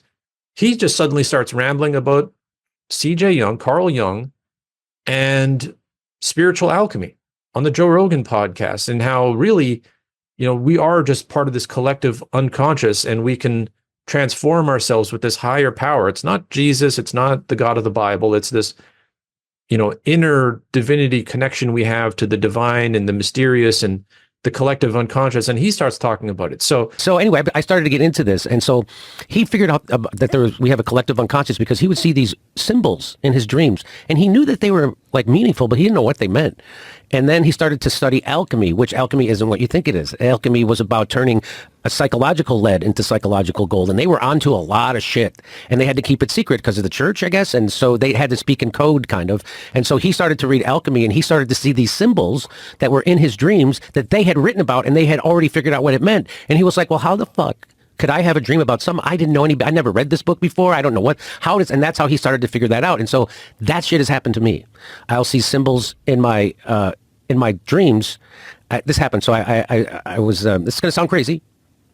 So I'm in the jungle, because he was more than a psychologist. He was a mystic. Right. And it's made all the difference in my life. I was I considered myself a Sam Harris atheist. I used to call myself, and that was mostly a reaction to me being brought up Catholic, and so I was rejecting religion, but at the same time I was also rejecting spirituality, and I didn't realize it. But now, because of this experience, I realize, oh no, that it's just terminology. God is real. There is your ego doesn't control things. Your ego once you can make your ego subservient to the transpersonal self and your unconscious, that's the key to life, realizing that you're just, the way I describe it to people is that, we're all part of consciousness. Consciousness is an ocean, and then there's a huge wave. The part of the consciousness we see is the wave, right? And all I can do is surf that wave. I think that's what most religions are based on. I think they're based on either an understanding of how to achieve psychedelic states endogenously, or people coming into contact with psilocybin, Amanita muscaria. There's a variety of different things that they probably came in contact with. When you're paying attention, you can see this happening everywhere. And it is exactly what Marilyn Ferguson was saying here, a spin of spins, a network of networks that are trying to transform society in their own ways in this very distributed system, which ties into H.G. Wells' vision, but it has this spiritual layer to it. So that's one of the big points I wanted to make, that we are not speculating that this is how it works. This is officially their policy. It is designed to be a movement that has no name and to be a social transformation system of networks that spread out and infiltrate everything. And then when the time is right, we can talk about the externalization of the hierarchy, because she talks about some of the rules of how they're going to pull this off. And it does get into this cataclysmic transformation where it's not a peaceful transition from the old to the new age. It is a horrifying, traumatic transition that needs to happen. And the church, the Christians, are in the middle of that. They're one of the things that needs to be destroyed. Yeah, I would just add some of the language Lucis Trust uses in their newsletters is, I think, a group of New World servers from around the world. And on my Telegram channel over the past couple of years, I mean, you'll be shocked to discover how many more foundations and institutes that exist. Lucis Trust is just one of them, maybe one of the more central ones, because it's a official United Nations affiliated NGO, recognized NGO at the ECOSOC. There's one I just, cana.org.uk, CANA. And there are others. I can't find them now in my feed that I've posted about that. Again, they're talking about all of this exact same stuff. So yeah, if you want to, anything else about the New Age that you think is important, and then if you want to get to where do you think we are, where we're going, and what you just mentioned is also kind of frightening. Like I said, they want to get rid of Christians. They want to get rid of Christian fundamentalists, like us. How do you think they would do it? I mean, in some ways, I think there are different modes. Right now, you are seeing a decline in the Western world of Christianity, and there's so many false churches and false teachers. And again, people will latch on to that, say, "Oh, that's Christianity is fake." I mean, Jesus himself said, he warned so many times. Again, this idea of throwing the baby out with the bathwater. He said there's going to be so many false teachers, there's going to be false churches, and that's to be expected. It's not a reason to throw the baby out with the bath water, but and anything else there. Yeah, so you can go to the externalization of the hierarchy. This is also something you can just find on archive.org. It is a freely available text and stuff. On page, let's see here. These pages aren't properly numbered, but she says somewhere towards the introduction, there's another group which should not be overlooked. The spiritually minded people of the world are negative to the higher spiritual world as it has expressed itself and calls forth the higher type of desire, which we call aspiration. This produces those exponents of the spiritual nature who constitute, in the aggregate, the Church of Christ, or the world religions in the exoteric sense. Exoteric being the public, surface level. Like I said, the Bible is freely available to everyone. They would say that's the exoteric religion, the one that everyone can access. The esoteric is the inner secret religion that connects all world religions. So there's really no difference between any religion and any system of trying to discover truth, behind the scenes on the mystical level in the esoteric world, they're all one. And so that's their lie. That's their big scheme, is that fundamentally they're all the same. And then they just have these different public variations that come out and misunderstand the deeper truth. They want you to believe that. And so they believe that the Church of Christ is that. It is a outdated idea that needs to be gotten rid of so that we can return to the more primitive, ancient, mystical idea. This is why, again, in the Morning of the Magicians, which is one of the roots of all of this teaching, vanished civilizations and these ancient super civilizations are an obsessive focus of the Nazis also going to the ancient civilizations they're trying to do. All of this is about get rid of Christianity, get rid of the Bible. Those are these exoteric, outdated modes, and we're going to all go into this deeper understanding. So right there, they list the Church of Christ as being a problem. You have another quote here: the problem before the hierarchy, which is their term for the spiritual masters, the ascended masters who are trying to teach the disciples, these New Age inner circle. The problem before the hierarchy at the beginning of the New or Aquarian Age was how to fuse and blend these two distinct groups, meaning the inner circle and the outer circle, the true masters on the inside and the ignorant masses on the outside. And it says that a fusion of a third group could emerge, which would be exterior in its activity. So it would be a publicly facing group and yet consciously alive to the interior values. And this is sort of these public figures like a Russell Brand, these other guys who are very public figures, and yet they are always they're basically spiritual gurus that are always trying to induct you into this higher consciousness. So these are things, again, this is written in the 1930s.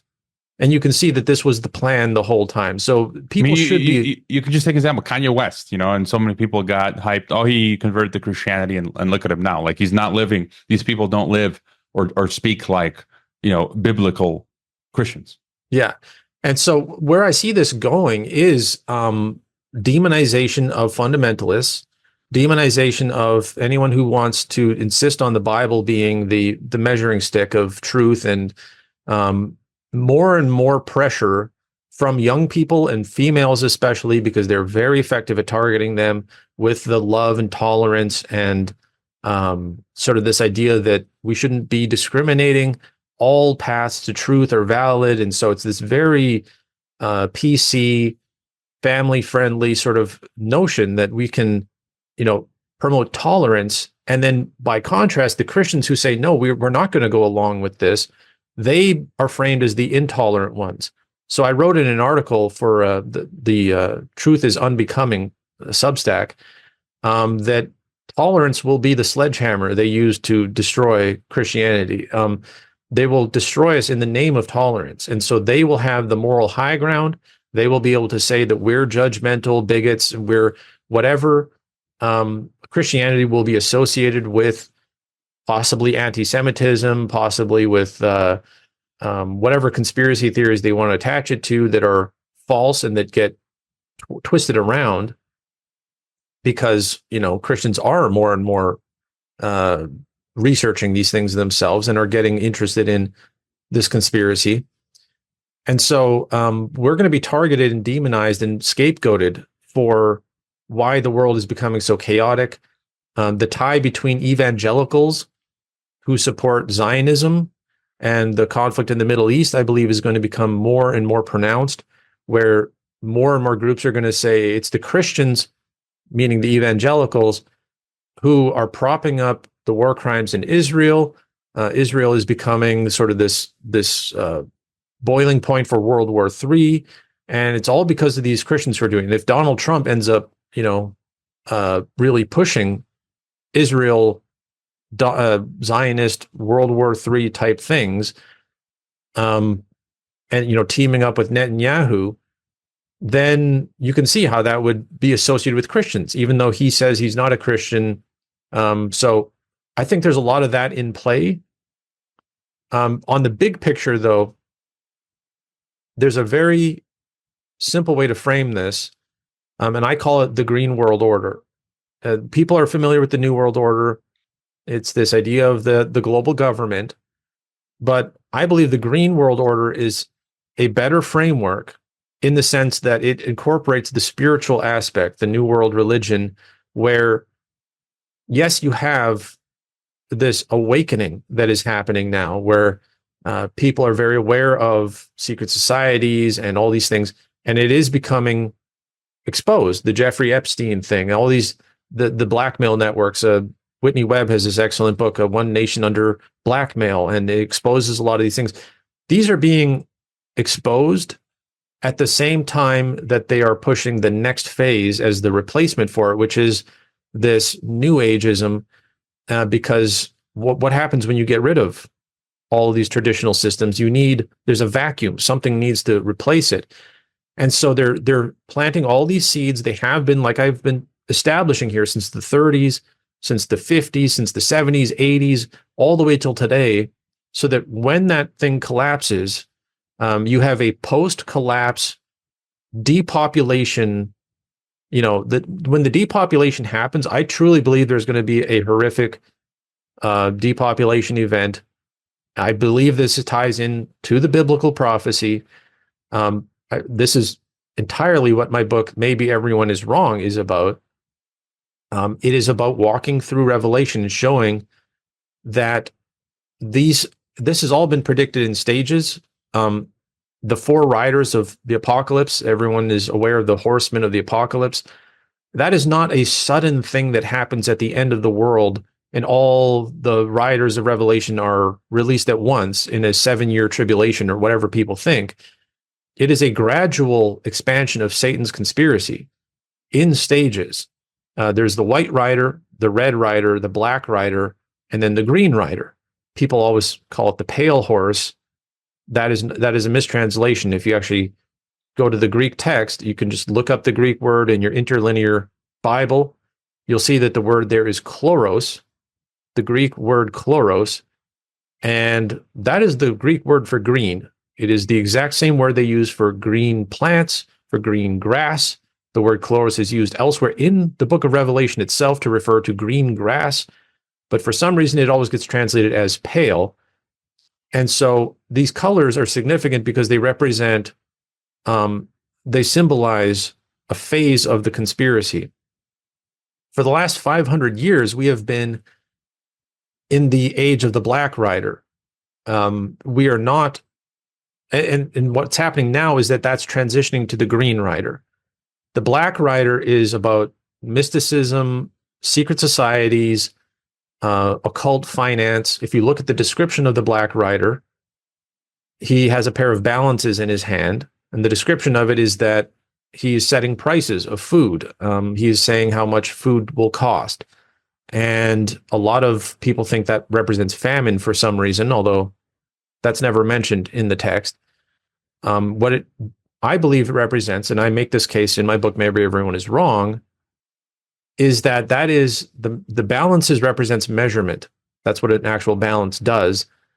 Measurement is the basis of science. To measure things is basically to do science.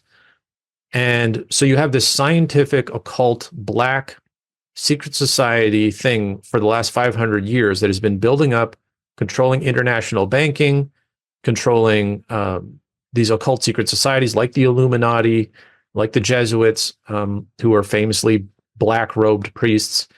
And that culminates in a pattern that happens every time with these, which is that it becomes so powerful that it can no longer sustain itself. It actually becomes too powerful to hide from the public what's going on.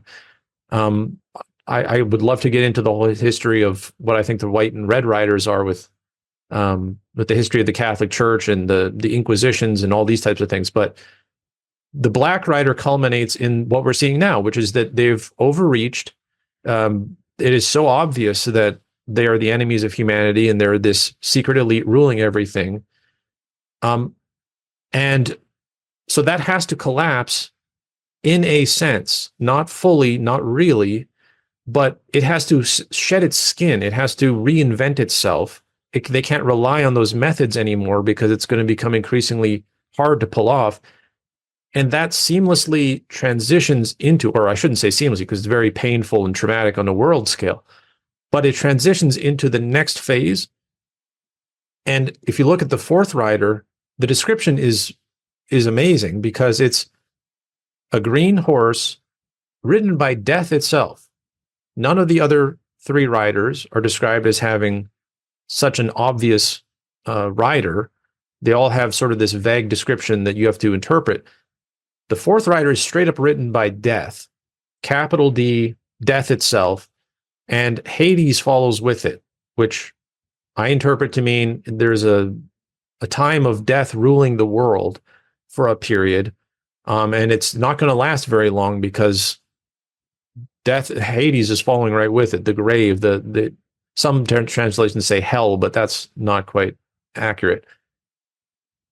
And so we're going to have a population reduction obsessed death cult ruling the world after this secret society falls away. You can see all of the warning signs now.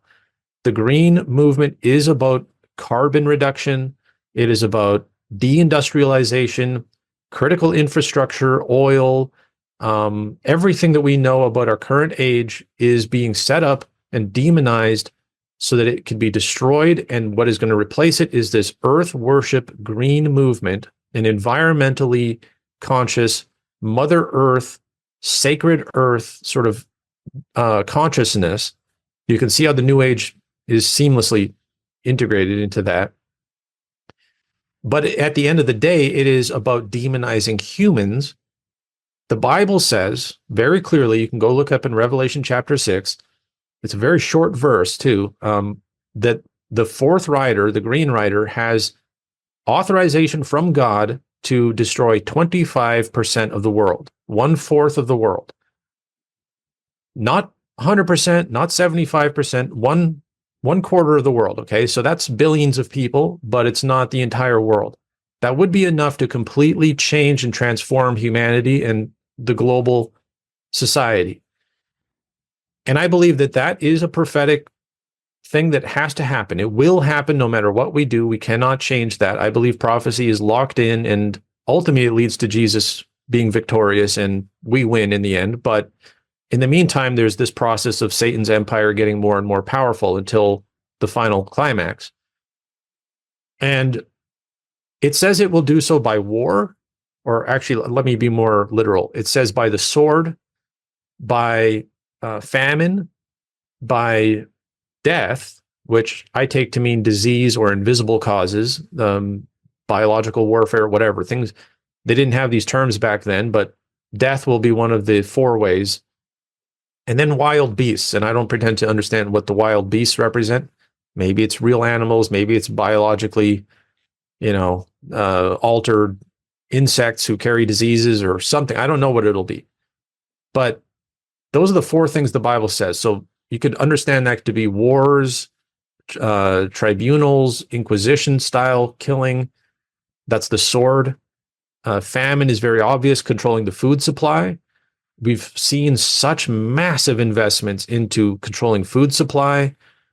So there you have that. When people are malnourished and they don't have food, they are very susceptible to disease. You can see exactly how that would lead to a mass depopulation through disease. And historically, when a population is devastated and starving and diseased, literal wild animals will come out and prey on humanity because they are weak. And that is just historically a fact of how these things go. So I believe that prophecy is very real and that we are headed into it and we will have to go through it. And Christians will be the main target of that 25% that they are trying to kill, the 1/4 of the world. That is my framing device for it. And that's why I call it the Green World Order. And if what I would like to do with, is tie that into very real current day people you can see for yourself on YouTube in public talking about some very disturbing things that will connect all of this together. Because I don't know if you have anything to add, but I would like to talk about this other YouTuber who I saw who has become publicly notorious just in the last couple of weeks for being a New Ager who was talking about basically a massive depopulation sort of event. Yeah, I'm sitting here quietly listening. I got nothing more to add. And again, I just want to say, you know, that's the point of this podcast, to get people with different views on, you know, I may or may not necessarily agree with every thing that you say, but you know, with the Christian worldview, and you know, maybe it's, I don't think anyone gets it 100% right when it comes to forecasting, but sure, you know, I'm definitely with you when it comes to Christianity, the Bible, and Christ, and so we've covered New Age, New World Order, the Green Rider. So yeah, please continue. And I want to make it very clear. The reason my book is called Maybe Everyone is Wrong. It's my flagship book that I try to promote the most, and I really am stunned that there is a positive reaction to it. It has hundreds of positive 5-star reviews on Amazon. I honestly thought when I published the book, I would get 1-star reviews across the board. It would be completely rejected by everyone, and because it is a very offensive book in the sense that I challenge all of the mainstream interpretations of Revelation, but actually people have responded very positively to it. People have said that it completely transformed their appreciation of what's going on in the world and stuff. So I don't understand why it doesn't get more hate, but thankfully people are actually receptive to it, and so people can go read there. But one of the things I say right in the introduction is I include myself in the maybe everyone is wrong. Like, maybe I am wrong too, but let's have a conversation about what's really going on. Let's not be afraid of debate. Let's not try to end the conversation around these things by saying, I have all of the answers, you don't, you have to listen to me. I just want to put my thesis forward, and then people can discuss it. And so please don't misunderstand. And yeah, that's the point of this podcast, which is why I talk to Marxists and conservatives and libertarians and anyone and everyone. We're trying to figure out what's going on. But as I said in the beginning, it's like the hour is getting late, and this is Satanism, Theosophy, New Age is so in your face. And I just want to make a distinction. I'm like, that is false. That is wrong. And as a Christian, I have to say something and say, guys, pay attention to what's going on here. Don't fall for the trap. Right. Yeah. Your thought on where we're going now with the green. Right. So I love to pick real examples from the real world because I hate talking completely abstractly about these things, right? So there is a very, very popular YouTuber who has 15 million subscribers. His name is Penguin Zero. He basically just does reaction videos. Whatever people want to send him and stuff, he just reacts to it. And for some reason, he gets millions of views. And he's very funny, and I enjoy him stuff too. Okay, Penguin Z0 is his username. 15.6 million subscribers.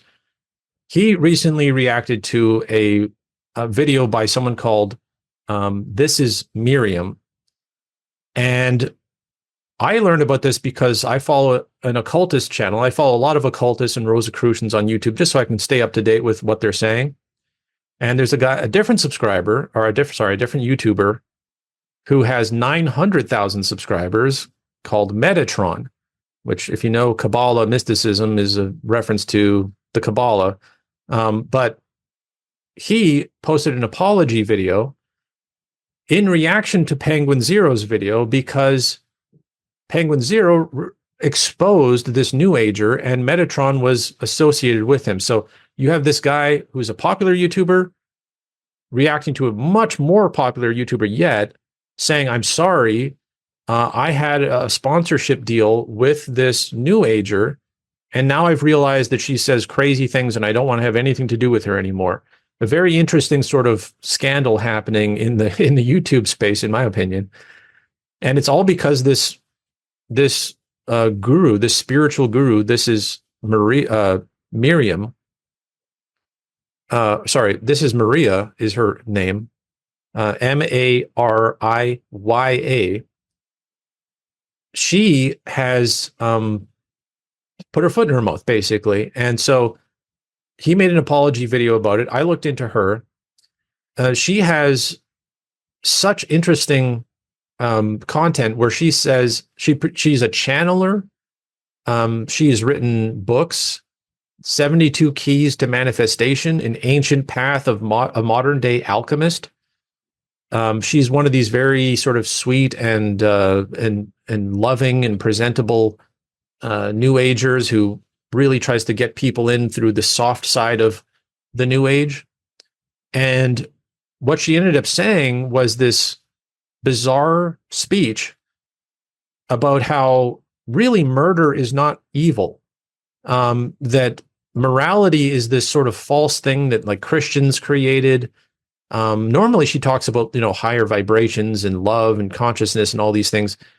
But here in this video, she got sort of pushed into a corner where she was supposed to take a stand on something. And she said, murder is not really evil because it as long as it's done to explore the dark side of humanity, your shadow self, you can do it. And it just sort of helps you to understand the light and the dark together. And she said that all of our human experiences, including the most evil, traumatic, despicable things you could do, those are necessary and good things because all of it gets uploaded through our consciousness to what she calls the Akashic records, which is this New Age concept that you can read about in anthroposophy and theosophy, of this sort of collective mind that we all belong to, the Akashic records.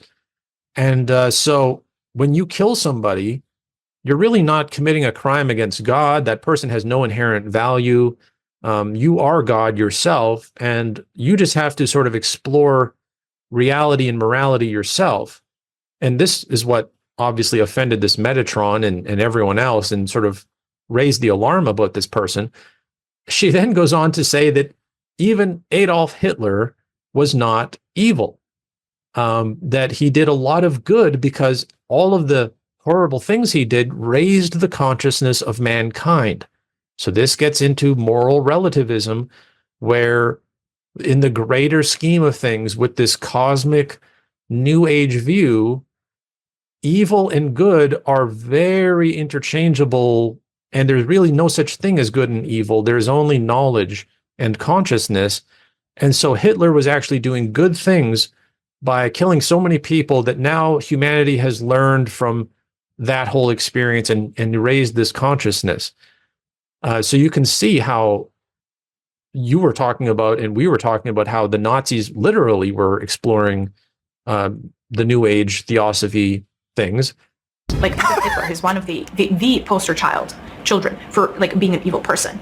Do you know how many millions of souls benefited from learning from the experience that he has created? So is he evil?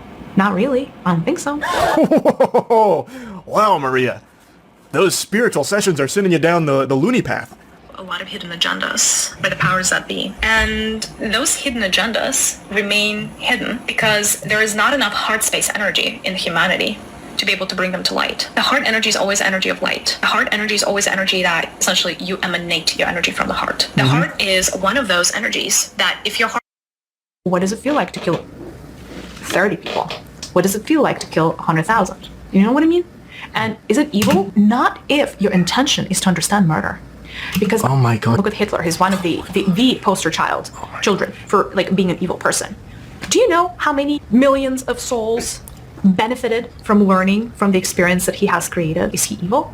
Not really. I don't think so. I don't care if it's cancer. I don't care if it's AIDS. It could be whatever. But you could heal yourself in the span of under 7 days. 125,000. No. Hello, number ones. Welcome back to my channel. This is the Metadon speaking, and today I would like to take this opportunity to apologize to you directly.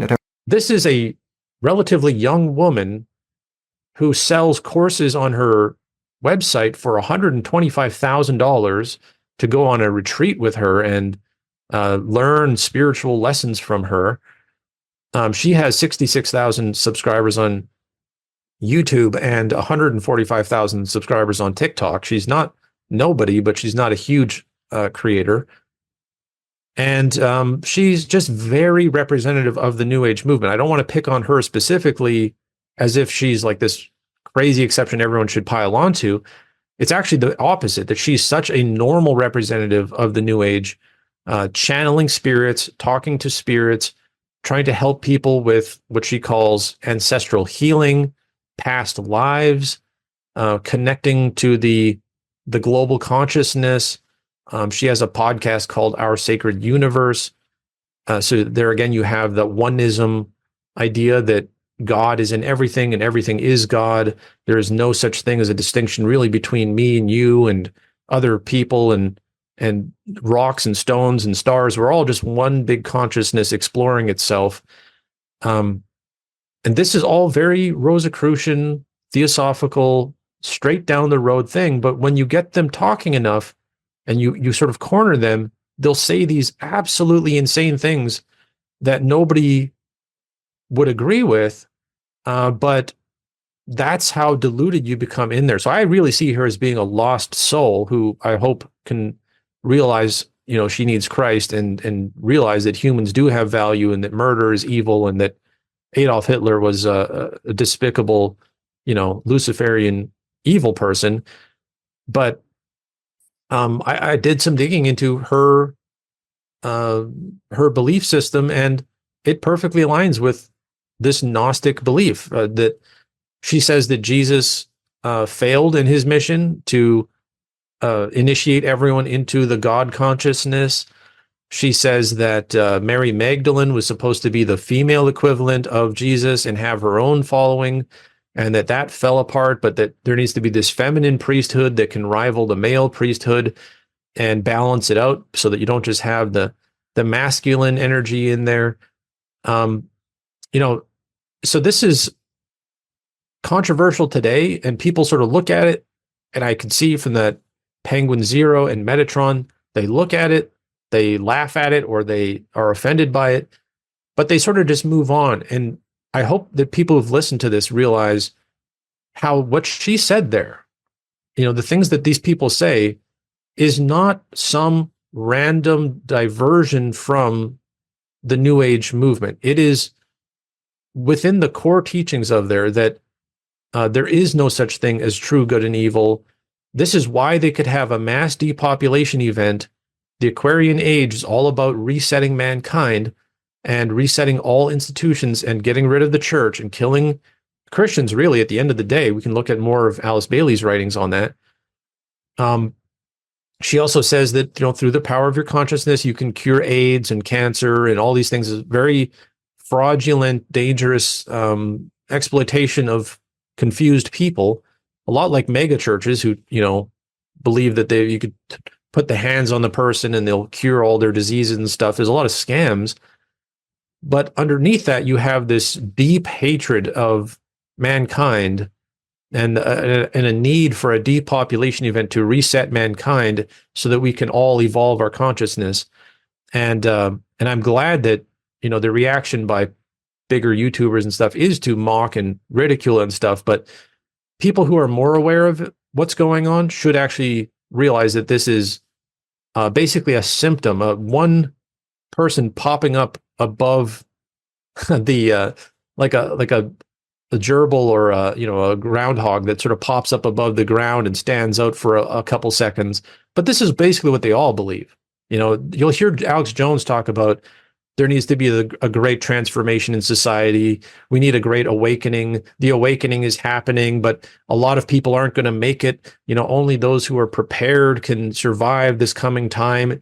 And I have a TikTok video that went viral years ago before I got banned there, where I had Klaus Schwab on one side and Alex Jones on the other side, and a word bubble in between them that had the exact same speech. And you could see how they both say the exact same thing. It's mankind is going through a transformative process. There will be a great awakening. Not everyone will be able to make it. Only those who are prepared will be able to survive the coming, time of transition and transformation. You realize they actually are saying the same exact thing, but from these opposite angles: the populist, nationalist, constitutionalist, pro-America side versus the globalist, WEF, inner circle, high-end side. But the Great Awakening and the Great Reset are the same thing. It is a convergence of the globalist agenda with the populist agenda, where we awaken after some sort of huge traumatic collapse event. we converge into this realization that the old ways need to go away. I fully believe, and this is one of these predictions we won't know until it happens. I believe that most of the actual conspiracy is completely expendable. I believe that the pedophile networks, the blackmail systems, a lot of the control grid, not all of it, but a lot of the control grid and a lot of the systems they have created to control the rich and powerful and the big players who have potential power to disrupt this stuff, they won't need that anymore because they will purge them, much like the Soviets kill all of their own intelligentsia.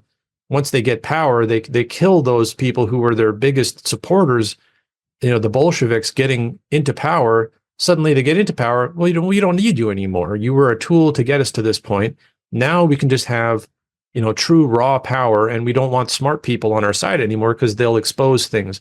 So I actually do think Alex Jones will get his wish, that the pedophiles will be killed, that there will be a storm, and a lot of the most evil people will be destroyed as expendable pawns in this because they are a means to an end. They don't want these people lingering around in the background having the keys to the kingdom. They would like to have a much simpler and more sort of basic neo-feudalist state where they control all of the resources. They control transportation and the highest technologies. They probably have technologies for unlimited energy and cold fusion and all these things. Some are locked away in the DARPA archives and stuff like that, and they'll roll it out once they have purged everything. And so it's not about the satanic elite taking over the way that the current fear is. It is a purge of everything, including the Christians, but including also these elites who are compromised because they're expendable. And that's how you get to the Aquarian age where, and they might even believe this, what I call the Pentagon collapse group, although certainly it's tied into British and all sorts of other intelligence agencies working together here. They really do think that they will make the world a better place by destroying all of these artifacts of the past age. They can create this new consciousness. And I believe that the collapse scenario will absolutely involve a fake UFO invasion. I believe that it will be the UFOs and that stuff will be more and more disclosed as higher consciousness beings, as being these enlightened beings. They won't be little gray men. It won't be a people from Mars scenario. It will be about dimensional and interdimensional consciousness beings who are coming in to enlighten people. So that will be literally worshiping demons, which the Bible in Revelation says that even after the cataclysms and judgments that God sends, there will be people who still worship demons. They will not stop worshiping demons. You can find that in Revelation. So demon worship will be a thing, and I believe it will happen through this meditative, again, this is why I conclude my book, Fire in the Rabbit Hole, with Stephen Greer as being sort of one of these key points to look at.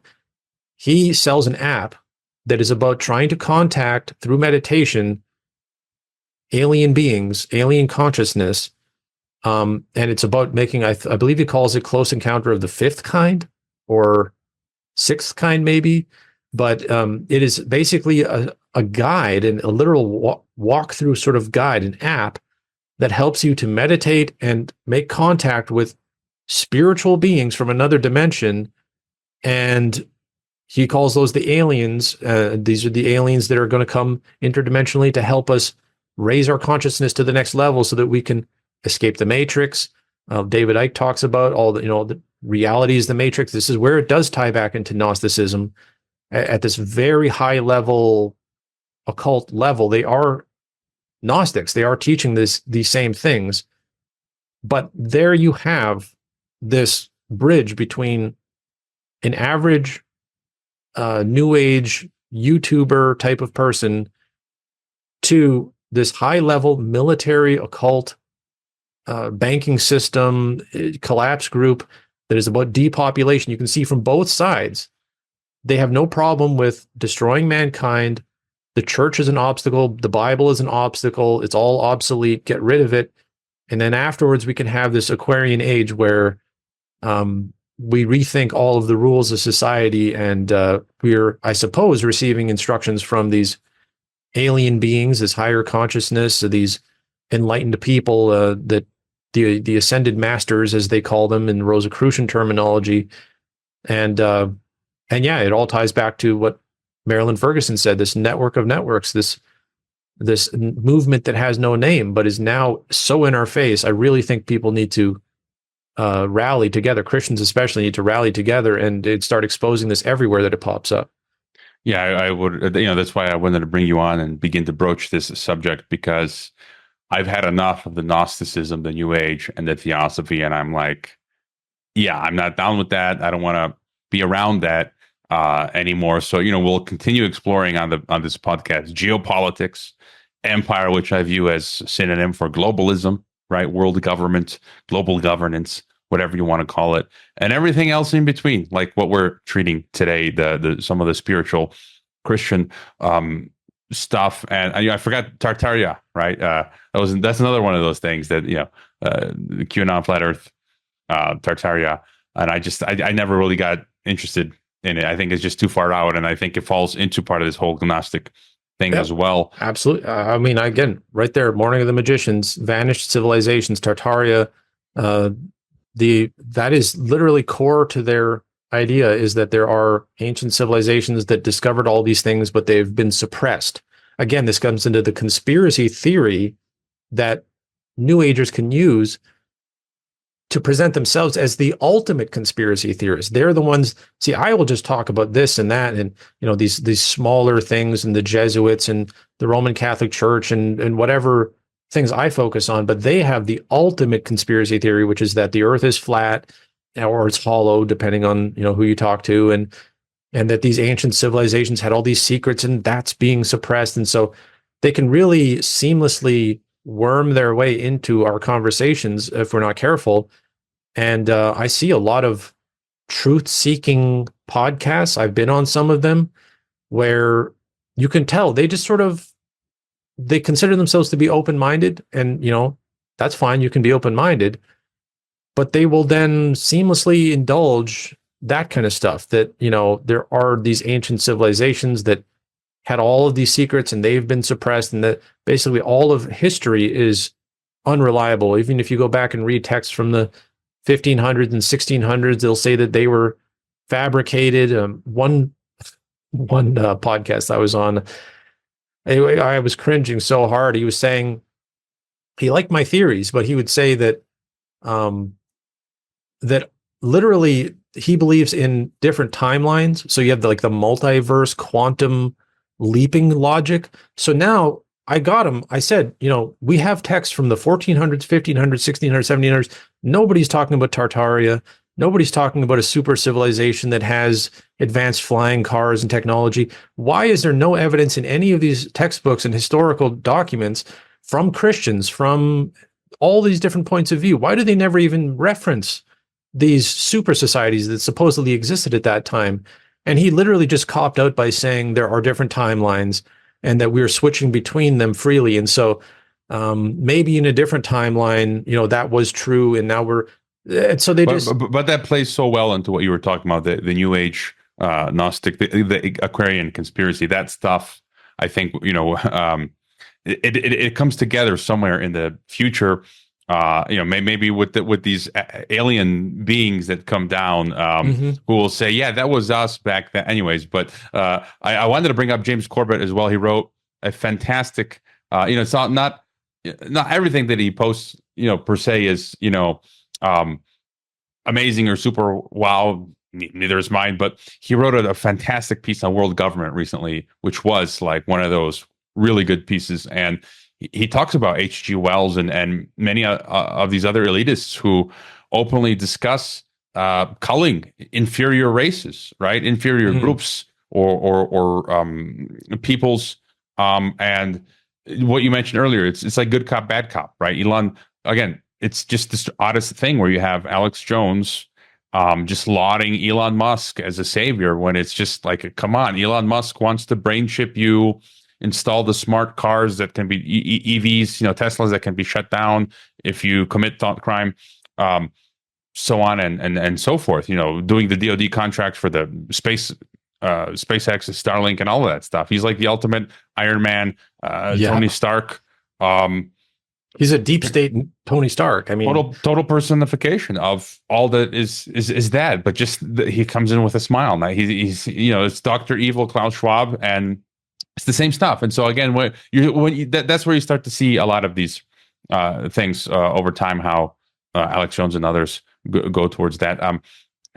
So alt media basically went from anti-New World Order. It's like it's been absorbed now by the New World Order in many ways. It's the new world order. Basically, that's how I see it, where we're seemingly getting rid of the old New World Order, and we won, but actually we are really installing the true New World Order, which you can kind of, to make it make sense, it sounds like the new World Order. And, any future Antichrist-like system that comes in will always slip in sort of where most people welcoming it. It's the wolf in sheep's clothing. And so that's kind of where I feel like we're at. And we have to be super discerning now. A lot of the people that I used to trust, I don't. I'm by default now skeptical. So yeah, that's where we're at. It's getting crazier as we move on. Any other thoughts, Terry? Yeah, if I was going to conclude for Christians specifically, who I think is our best hope for combating a lot of this stuff, there is a concept in the Bible that goes right from the beginning to the end that is quite misunderstood, which is the concept of holiness. The term holy in the Hebrew and in the New Testament, obviously, because the New Testament is written by Jews who understood these things. The concept of holiness does not mean moral perfection and being flawless. It actually means being separated, being set apart is the term. When you look at the oneness agenda, the ecumenical agenda, the interfaith agenda, you can look at Helena Blavatsky, her own writings, their own constitution of the Theosophical Society. It is an interfaith movement. It is designed to merge religions together, to compare them, to find out that they have a mystical source root that they are all tied to, and so they're really no different from each other. We've talked about that throughout this whole podcast. The concept of holiness in the Bible is the direct opposite of that. So this is why it is satanic to its core, even if you strip away all of the people and just on the conceptual level, the idea of merging all these faiths and being all tied together into this one thing, which is obviously where it perfectly fits in with a global government, where we all share one system, one government, instead of having a diversity and being set apart. This is where I believe the battle line will be drawn for Christians on every level. As groups, as individuals, there will be pressure to join the group, join the big umbrella group. This is why Trump's whole platform, they want him, I don't know how it's going to play out, only God knows, but they want him to be an antichrist-like figure who can rally everyone together and get everyone in to one big tent.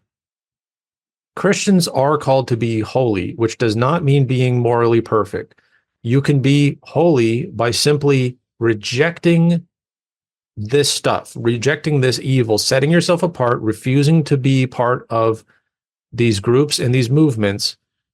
And that is a very simple rule to keep in mind, because again, this YouTuber I was talking about on YouTube, this is Maria. She has a whole essay, and in her videos, I watched some of them and I made notes, and she says that spirituality and the coming age is going to be about unity. It is going to be about collectivism, that division is evil and unity is good, just blanket statement, that religion is about separating people and spirituality is about uniting people. So they're creating this dichotomy where if you're a Christian and you have these traditional beliefs in the Bible, you are a divider. You are one of these people who has to go. You are an evil person. If you are one of the people who unites everybody and you blur the lines and you blur distinctions and you stop caring about what really is the truth, what really is good, what really is evil, now you can join this movement to unite everyone, and you're one of the good people. And so they are setting up the narrative for the next generation that if you separate yourselves and you are intolerant of these things, if you're intolerant of the New Age, and this big collectivizing force that is happening, the movement that has no name, you are the evil person that has to be gotten rid of. And so what I do on my blog, Winter Christian, my Winter Christian Substack, is a lot of thought experiments and a lot of encouragement of Christians to get used to this idea that we are being targeted for extinction. We are going to be the obstacle. We are going to be the thorn in their side. We're not going to shut up. We are not going, because we win when we talk. We win the spiritual battle when we expose this stuff and we actually boldly proclaim these things. People do love when we say these things. We are on the side that people want to hear, whether they know it or not. And I found this in my TikTok videos. I found this in my books. People actually really need this, and they are hungry for the truth. And what they are not comfortable with is this idea that once we do step out and we do talk about these things, we will be targeted for persecution. We will be demonized. We will have our accounts shut down. You know this very well from your experience. Your accounts get shut down. You get censored. I got banned from TikTok, even though I broke 0 rules. I had no warnings on my account. I had over 215,000 followers, and I was getting thousands of followers a week. I got banned out of absolutely nowhere with no rules broken. You just get silenced and demonized, and eventually that's going to translate, I believe, into outright imprisonment and accusations and legal troubles, and then eventually possibly martyrdom and murder and actual purging. And that is all what it means to be a Christian in my mind. Jesus set the example. Obviously, he was killed, even though he's completely innocent, because he was speaking the truth. And that is because when you're holy, when you care about holiness, you care about rejecting these false dichotomies, these false groups, and standing apart independently and saying, I stand with God, and I love people, and I'm not discriminating. I'm not doing any violence to anyone. I am a peaceful person. Jesus says to be as harmless as doves, but as wise as serpents. That is the rule to live by. But that does not mean you'll get away with it. So your human rights and your constitutional rights, all these things, they'll all be erased and forgotten. They won't save you. Obviously, you can do what you can to live well in the meantime, but you will be demonized. And this is something not to be afraid of, but to embrace as a Christian, because Jesus said that on the Sermon on the Mount that we will be blessed by God if we actually do stand up and we do are targeted. He says, blessed are those who are slandered and lied about and persecuted for my name's sake. As one of the things on the Sermon on the Mount that nobody ever talks about, but literally being lied about and slandered publicly is one of the things that Jesus says you'll be blessed if they do that to you. And I feel like I've gotten a couple of blessings in my own life at this point, and I know that you have. And so I just really want to encourage Christians who do end up looking into these things and standing up and exposing more of it. Be prepared for the backlash and be encouraged by it. It's not something to shy away from. It's just all the more reason to double down on it and to go even harder, because they're afraid of the truth. And we do win people over when we talk about it. So we are on the winning side. It's just in the short term, it's going to look like they're winning. That's how I feel. And thanks for that reminder. You know, when I get these attacks online, like this guy who's calling me a Russian agent, your first carnal instinct is to react aggressively and angrily. But as you said, love your enemies and bless those that curse you. And I'm just going to be like, the next time he posts and lies about me like he did just today again, I'm just going to say, I love you, man. I love you. Yeah. What else? He's flagrantly lying, and it's just like, look, whatever, and so, or anyone else, I just want to say to the pagans out there, the Gnostics, the Theosophists, the New Agers, look, it's not personal. And I'm not really a debating kind of guy. I just want to say, this is what I believe. Take it or leave it. I believe Jesus is the only way, and all that New Age theosophy stuff is wrong. It's anti-Christ. It's anti-Christian. I mean, I'm just saying that as a matter of fact because it's anti-Christ. It's anti-Christian, and I just reject it. I think it's wrong, just as you think what I think is wrong, right? I'm sure there's plenty of folks listening right now who are, Gnostic or maybe don't believe in any of that stuff. They think I'm wrong. Well, I guess I'll just have to accept. We both believe in coexistence, right? We believe in that there should be a diversity and that people should be able to coexist. We don't want to have a monopoly where we crush everyone who disagrees with us. We're not calling for the storm that is going to purge all of the undesirables in society. So we both believe in a loving coexistence with people. And I'm sure we both just want to be left alone and be able to live peaceful lives. I'd love there to be a monopoly where people come to Christ, but again, that's for people to choose of their own accord. Right. I just love, whenever I hang out with people, wherever it is, with any of these people, I buy them lunch or dinner and then have coffee, or if you're coming through town where I am, let's have a meal, whether you're Gnostic or New Age or none of that. It's just like, I'm just that kind of person. I'm happy to hang out otherwise and respect each person as a person, regardless of what they believe, right? Or who they are and whatnot. And I did just want to add what you talked about. We saw that this getting people to conform, this group consensus method.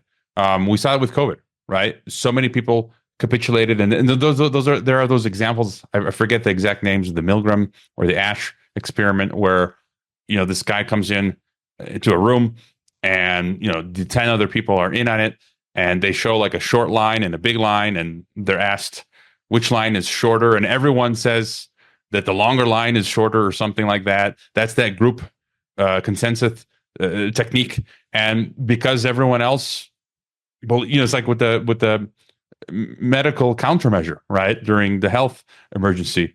Well, 50+% people took it, so I guess I'm going to conform. I don't want to be the outlier or the black sheep.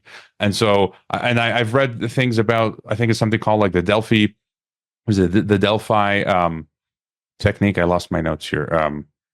Like here it is. So they'll use that sort of group consensus thing, or the Delphi method, which again, these sorts of manipulations where it becomes extremely hard for you to stand alone against the crowd. And so we've covered a lot. Terry, your links are in the description. And then hopefully you join us at some point in the future, both for a public chat like this or for one of our paid subscriber calls as well. So, any final thought, and then where to go to find you? Yeah, I mean, the final thought would be that what you just described, the collectivist, sort of techniques that they have. I mean, I believe that we are in the most advanced age of psychological warfare that has ever existed by far. It is only getting more sophisticated. They're harvesting all of our data. They're spying on all of our private communications. So they know what you're saying in the secret chat room that you think that is private. So they know how to target the truly weak points of people's fears and people's paranoias and people's skepticism and stuff. And so they're trying to get more and more advanced in this. And so again, this is why the Bible and just sort of an open declaration of what you believe with an open belief system where everything can be scrutinized publicly.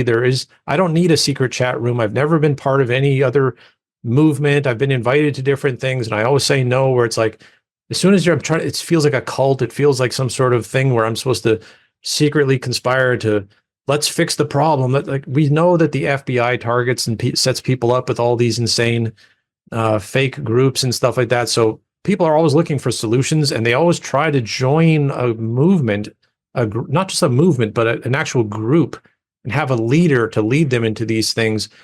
And I want to encourage people to do more independent research. Read the books I was talking about, The New World Religion by Gary Kaw. If you want to go to more New Age specific stuff, A Time of Departing by Ray Youngin. My books, obviously, I would recommend people check out. They're on Amazon. They're on Barnes & Noble. Maybe Everyone is Wrong, Fire in the Rabbit Hole. These things are on Amazon. And, it's about, you should be leveling up your own discernment and leveling up your own knowledge so that you don't need a cult leader to save you, and you don't have to join a militia or a survivalist group. Obviously, if you can take practical steps and you can become more knowledgeable, you can fight against these things as a team. That would be cool. And I love having friends like you in the mix so that, you know, we can get together and strengthen each other and encourage each other and remind each other about different things. Matthew Crawford, I really enjoyed your conversation with him. And you know, I hope that more and more people sort of resonate with us and choose to talk about these types of things publicly. But what I would encourage is to avoid the sort of that small group, inner circle mentality where it's like, we're the elites, we're controlling the message, and we tell everyone else what to believe, and then sort of try to work from that side of things. Do your own research, read these books, and then you'll be equipped to inspire other people, and you can still talk and network. Really, what we were talking about, the spins, these decentralized networks and stuff, they're doing what's effective, and there's no reason we can't do the same thing, but just sort of in an open, inviting sense, using the tools of the internet for as long as they exist. I don't think they'll be around forever, but for as long as they exist, we can help each other without having to get stuck in some sort of cult system where we're following a leader and talking. We get our message points from some central Discord server or subreddit or wherever it is that people congregate with these things. So this is the point of showing you sources, showing you good sources to go to, so that you don't need to rely on me or Hervoy March or anyone else in particular. You can be educated on your own. Yeah, I don't like to be part of any group, you know, apart from my local church. And I just brought up the books. Here they are. Gary Ka's book, The Same, after you told me to get it a few months ago. And Carl Teichrob, I haven't started reading it. It's Massive Game of Gods. And you know, here's something interesting. The new evangelicalism, the New World Order that I've had for a while. And again, I'm collecting these books. This was a recommended book on the bio on Blavatsky, the mother of modern spirituality. And so, you know, I always try to have an academic approach, and basically you want to start with books like this, and that means getting a lot of books and not strange websites. And I wanted to mention just one more, just for the further example, Robert Seppeher.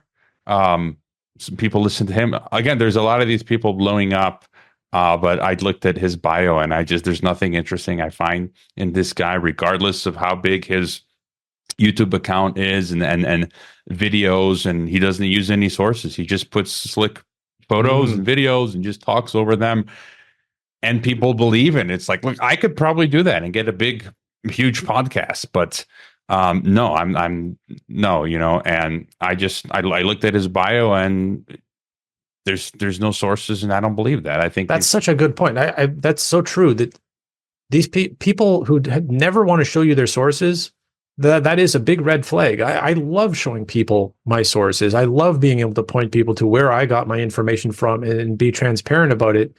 And that is a major thing, not only with researchers, but with that's a theme throughout the occult as well, where they will always talk about these secrets and secret knowledge that they have and stuff like that, but they don't want to tell you where they got their information from, because they want to seem like they're this guru that just sort of downloaded this from the divine or wherever they claim to get it from.